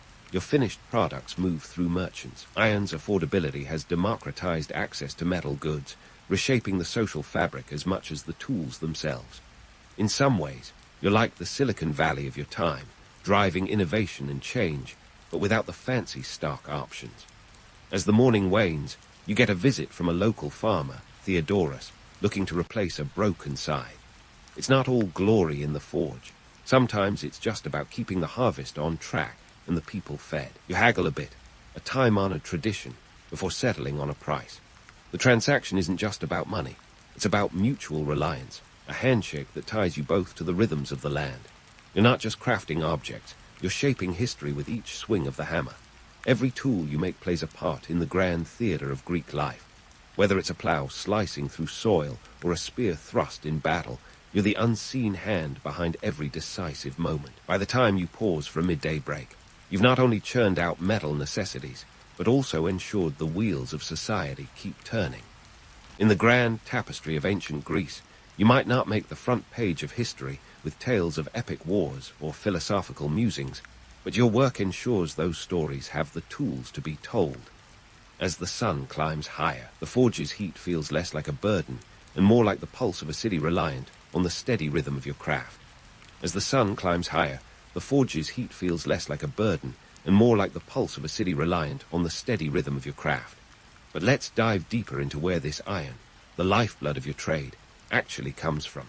It's not like you can just pop down to your local ancient Greek hardware store and pick up a kilo of the stuff. No, your iron is part of a grander tapestry of commerce that stretches across the Mediterranean, a web of trade routes linking distant lands, each with its own claim to fame. Your iron ore might hail from Cyprus, famed not just for its copper, but also for iron deposits, or perhaps from the iron-rich terrains of Etruria, the ancient name for a region in what is now Tuscany. These regions were like the Silicon Valleys of their time, hotbeds of innovation, but with a lot more dirt and considerably fewer vegan cafes. The Greeks had a knack for making friends, or frenemies, across these regions to keep the iron flowing. Imagine the logistics. Ships laden with iron ore traversing the treacherous waters of the Mediterranean, a sea that could go from tranquil to tempest with the unpredictability of a caffeinated squirrel. Once in your hands, that iron ore is transformed through a process that's as much alchemy as it is metallurgy. The technique of smelting involves heating the ore in your trusty charcoal-fed furnace until it's hot enough to separate the metal from the rock. It's not exactly the kind of magic that gets you a gig at a kid's party, but it's transformative nonetheless. The key is maintaining that blistering 500 degrees Celsius, an achievement that would make even a modern-day thermodynamics professor nod in approval. Your tools are your colleagues, each playing a role as crucial as the next. The bellows are your lungs, a leathery accordion breathing life into the forge. They've been known to come in pairs, like a duet of fire-breathing dragons, and require a rhythm akin to a heartbeat to keep the fire roaring. It's a delicate dance of pressure and timing, one that can make or break your day faster than a dodgy Dratchmobile. Now, the anvil. This isn't just a hunk of metal. It's your stage, your canvas. It's where chaos meets creation, where raw materials are coaxed into form under the persuasive force of your hammer. Speaking of hammers, you wield a variety like a conductor leading an orchestra of one. From the heavy sledgehammer for initial shaping to the lighter ball-peen hammer for finishing touches, each has a distinct role in this symphony of metalwork. And let's not forget the tongs, your surrogate fingers in a world where touching molten metal is an occupational hazard. Use these to hold the workpiece in place, and they come in more shapes than a geometry textbook. Flat-nosed, pickup, or V-bit, each pair is as specialized as a surgeon's scalpel. Without them, you'd be juggling hot iron with your bare hands, and while that would certainly get you a spot in a circus, it's not exactly conducive to a long career. But despite your mastery over metal, there's an undercurrent of respect and fear surrounding your craft. Why? Because with great power comes the potential for great destruction. You see, the blacksmith's role is double-edged, literally. You make the swords that defend the police, but also the ones that can turn against it. It's a tightrope walk between revered artisan and potential anarchist.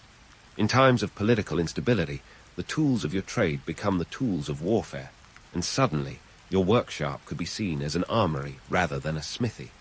Your reputation as a blacksmith extends beyond the forge. You are a figure of mystery and might, a wizard of the physical realm. The very act of turning raw metal into something useful seems to imbue you with a certain mystique, a touch of the divine. But with that comes suspicion.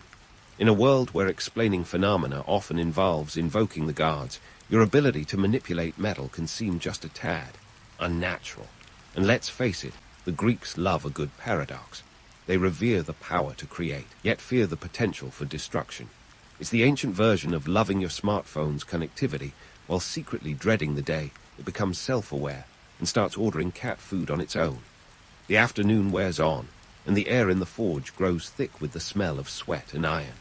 A nearby merchant stops by, eyeing your latest creation, a set of chisels destined for the local sculptor. You negotiate a price, tossing around drachmas like they're going out of style, knowing full well that each transaction is a small cog in the grand machinery of Greek commerce.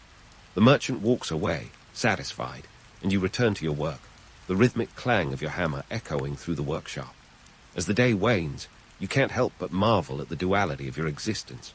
Revered and feared, creator and destroyer, you're a linchpin in the ever-turning wheel of ancient Greek society. Yet, for all the reverence and suspicion, the reality is simple. You are a craftsman, a master of your trade, dedicated to the art of shaping metal, and in turn, shaping history itself. And so, as the sun dips below the horizon, casting long shadows across the agora, you stoke the forge one last time. The embers glow like tiny stars captured in stone, a fitting end to a day spent bridging the gap between myth and reality. You hang up your tools, wipe the sweat from your brow, and step outside, knowing that tomorrow will bring more of the same, more iron, more fire, more life hammered into shape by your hand. Stepping outside, you're immediately enveloped by a cacophony of sound that's as essential to the Greek marketplace as the olives and amphorae littering the stalls. The agora, our ancient version of a bustling shopping mall mixed with a town hall, is alive. Here, you aren't just a blacksmith. You're a businessman, a negotiator, and on a good day, a bit of a charmer. But let's shed the romantic notion of the noble artisan, shall we? Being a blacksmith isn't just about artistic passion. It's about economic survival. As you weave through the throng of traders, farmers, and soldiers, you're acutely aware of your place in the economic food chain. Bartering with a farmer for his produce might sound quaint, but it's a necessity when you consider that the average Greek citizen earns about as much as a modern-day teenager on their first job. A farmer needs a new plow blade. You need grain. It's a match made in heaven, or at least in the dusty paths of the marketplace. The farmer might offer you half a bushel of barley for a decent scythe, a fair deal considering your tools enable the harvest that feeds the polis. But let's not kid ourselves. It's not all rosy bartering and friendly exchanges. The marketplace is a battleground, and you're competing with other craftsmen who'd love to undercut you faster than you can say drachma. Competition is fierce, and the stakes are high.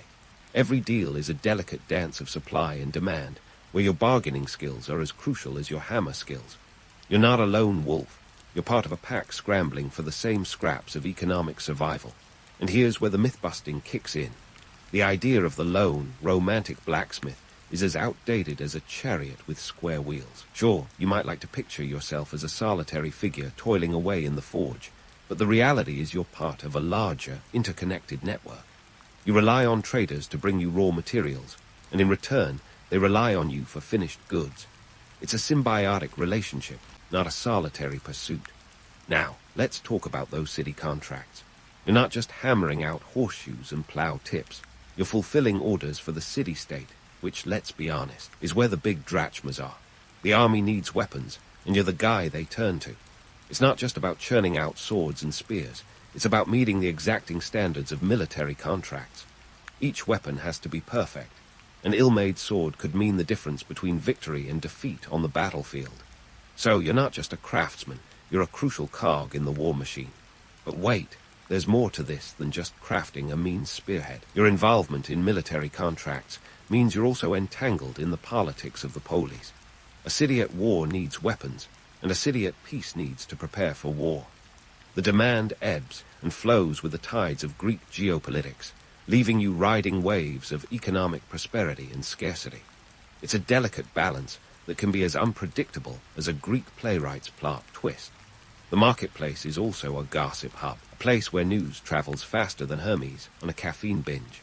You keep an ear out for any whispers of political unrest or military campaigns, because those are the winds that steer your economic sail.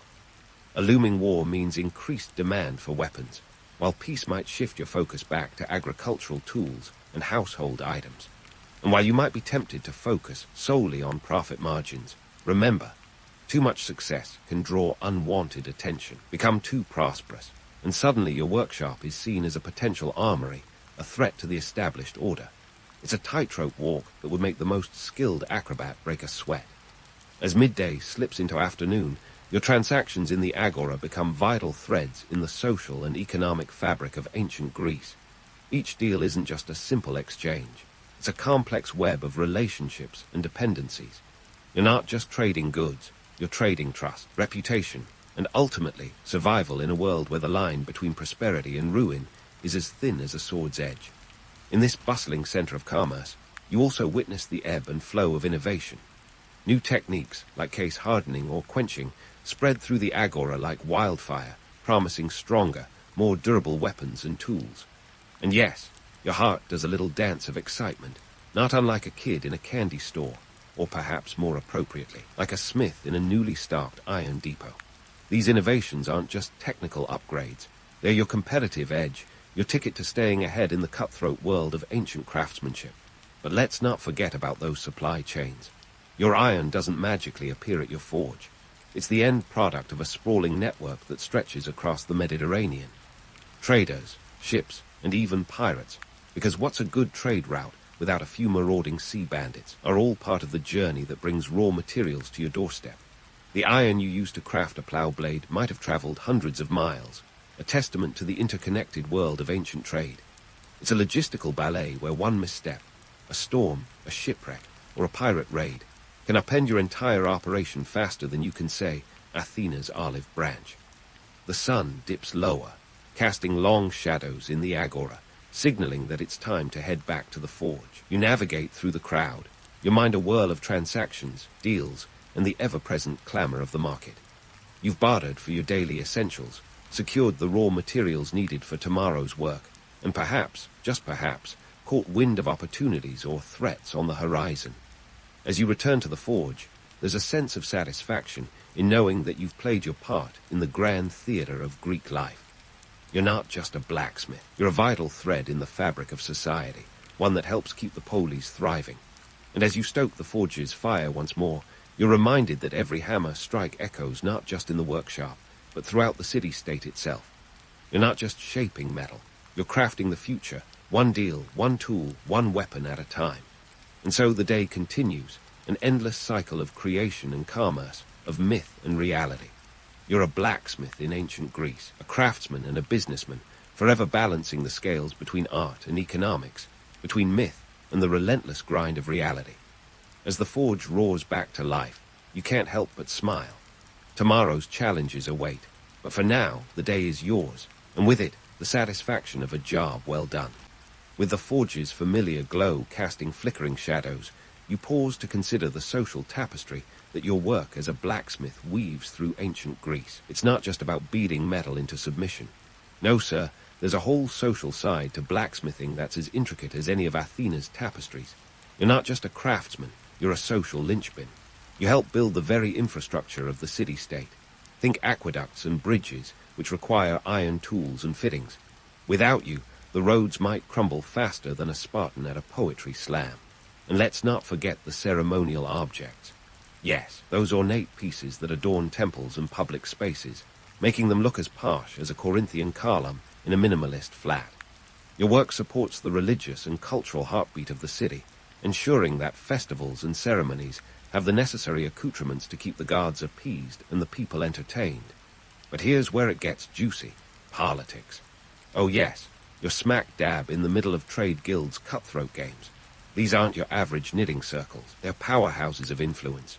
Trade guilds set the rules, control prices, and determine who gets the prime contracts. You're part of a fraternity that's more like a mob family with fewer horse heads and more anvil heads. The guilds wield their power with the kind of finesse usually reserved for Greek tragedies, ensuring their members get a slice of the economic pie without letting outsiders crash the party. In this political playground, you must navigate alliances and rivalries like a seasoned politician. You attend guild meetings, which are less about actual blacksmithing and more about who can outmaneuver whom. It's not just about swinging a hammer. It's about swinging opinions and securing your place in the hierarchy. The guilds dictate who gets the contracts for public works, who supplies the city with essential goods, and who gets to charge what. It's like playing chess, but with drachmas instead of pawns. But the politics of the trade guilds can also make you a target. Become too successful, and rivals might whisper rumors to the city officials about your workshop being a potential armory for insurrection. Suddenly, you're not just a blacksmith. You're a potential threat to the state, all because someone didn't like the cut of your toga. Your social standing is a double-edged sword, much like the ones you craft. On one hand, your contributions to public infrastructure and ceremonial life make you indispensable. You're the goda for everything from the city's chariot wheels to the sacred offerings at the temple. On the other hand, your indispensability draws attention, and not all of it is welcome. Your work is both revered for its necessity and feared for its potential misuse. And speaking of reverence, let's chat about your cultural significance. Blacksmiths are often viewed with a mix of awe and trepidation. The process of transforming raw metal into something useful or beautiful is seen as almost magical, a gift from the gods themselves. In a society that loves its myths and legends, you're a bit of a demigod yourself, wielding fire and iron like the mythical Hephaestus. But with great power comes great responsibility, or at least the responsibility to not tick off the wrong people. Culturally, your work echoes through the ages. The objects you create, from the mundane to the magnificent, become part of the city's legacy. The tools and weapons you forge outlast the lives of those who wield them, becoming artifacts of history that future generations will study. You're not just shaping metal, you're shaping the narrative of your time, leaving behind a legacy that speaks to your skill and ingenuity. As you continue to shape iron into the tools of civilization, you're reminded that your work is as much about maintaining the social fabric as it is about the metal itself. After all, the blacksmith's role isn't just about crafting objects. It's about crafting connections, bridging the gap between the physical and the symbolic, between necessity and artistry. As the afternoon sun casts long shadows over the agora, you feel the weight of your dual role, artisan and social architect, creator and potential subversive. It's a delicate balance, one that requires more than just muscle and fire. It requires diplomacy, cunning, and a dash of good old-fashioned Greek chutzpah. In this ever-turning wheel of ancient Greek life, you're not just a cog. You're the one who keeps the wheel greased and turning smoothly. Your position in society is both a privilege and a peril, a testament to the complex web of relationships and responsibilities that define your world. So, as the forge's embers glow into the evening, you take a moment to reflect on your place in this grand tapestry. You're not just shaping metal, you're shaping society. And in a world where the line between revered craftsman and potential threat is as thin as a blade's edge, you're doing what every good blacksmith does best, striking while the iron is hot, and hoping that tomorrow's challenges are as rewarding as today's. And with that, you hang up your tools for the night, ready to face whatever the next day brings in this intricate dance of heat, metal, and society. As you hang up your tools for the night, you find yourself reflecting on the legacy your day's work leaves behind, both in metal and in memory. The sun sets on ancient Greece, casting an amber glow that makes even the dusty streets look almost poetic. But let's not get too wrapped up in the romance of it all. While the guards might be busy painting the sky, you're here on terra firma, pondering the real impact of your craft. In the grand scheme of things, your day's toil is more than just hammering hot metal. You're a cog in the machinery of technological progress, albeit a sweaty one. The innovations you've helped foster aren't just keeping the city running, they're setting the stage for future revolutions. Take iron, for example. Once just a humble rock beneath your feet, it's become the backbone of Greek society, replacing bronze with a kind of ruthless efficiency that would make a Spartan proud. Around 1200 BCE, with the shift from the Bronze Age to the Iron Age, your contribution became pivotal. Iron tools and weapons aren't just cheaper and more abundant, they're democratizing. They're allowing more people access to the tools of survival and success, from the farmer in his field to the soldier on the battlefield. But let's talk about those technological advances, shall we? You're not just pounding out swords and plowshares. You're at the cutting edge of metallurgy. Techniques like case hardening and quenching are revolutionizing the way metal is used, making tools and weapons stronger and more durable. This isn't just about making life easier. It's about making it possible to conquer, cultivate, and create with unprecedented efficiency. The knowledge you're accruing in your forge is spreading faster than gossip in the agora, laying the groundwork for future innovations that will echo down the corridors of history. Sure, the image of the lone blacksmith working in a dimly lit forge has a certain mythic allure, but let's debunk that romantic notion, shall we? This isn't a solo gig. You're part of a larger network of craftsmen and traders. each playing a role in a complex economic and social web. It's a system that relies on collaboration as much as competition, where the success of one is tied to the success of many. Your forge is a microcosm of this interconnected world, where every hammer strike sends ripples through the economic landscape. Your tools and techniques are more than just the means to an end. They're the very fabric of society's progress. Think about it. The iron tools you create are building the infrastructure of the city-state, from roads and bridges to aqueducts and temples. Your work is the literal foundation upon which the polis rests. And while the poets and philosophers might get all the glory, your contributions are what allow their words and ideas to travel, quite literally, across the city. As you stand outside the forge, the cool evening breeze a welcome change from the heat of the day. You can't help but marvel at the unexpected ways blacksmithing has influenced Greek culture and society. Your craft is more than just a means of survival. It's a linchpin of innovation. From the humble nails that hold the city together to the majestic armor that adorns its warriors, your work is woven into the very fabric of daily life. And let's not forget the social and political implications of your trade. You're not just a craftsman. You're a player in the political games of the polis. The trade guilds your part have wield significant power, influencing everything from pricing to production. It's a delicate balance of alliances and rivalries, where the wrong move can see you outmaneuvered in the cutthroat world of ancient commerce. You're not just swinging a hammer. You're navigating a political landscape as intricate as any Athenian drama.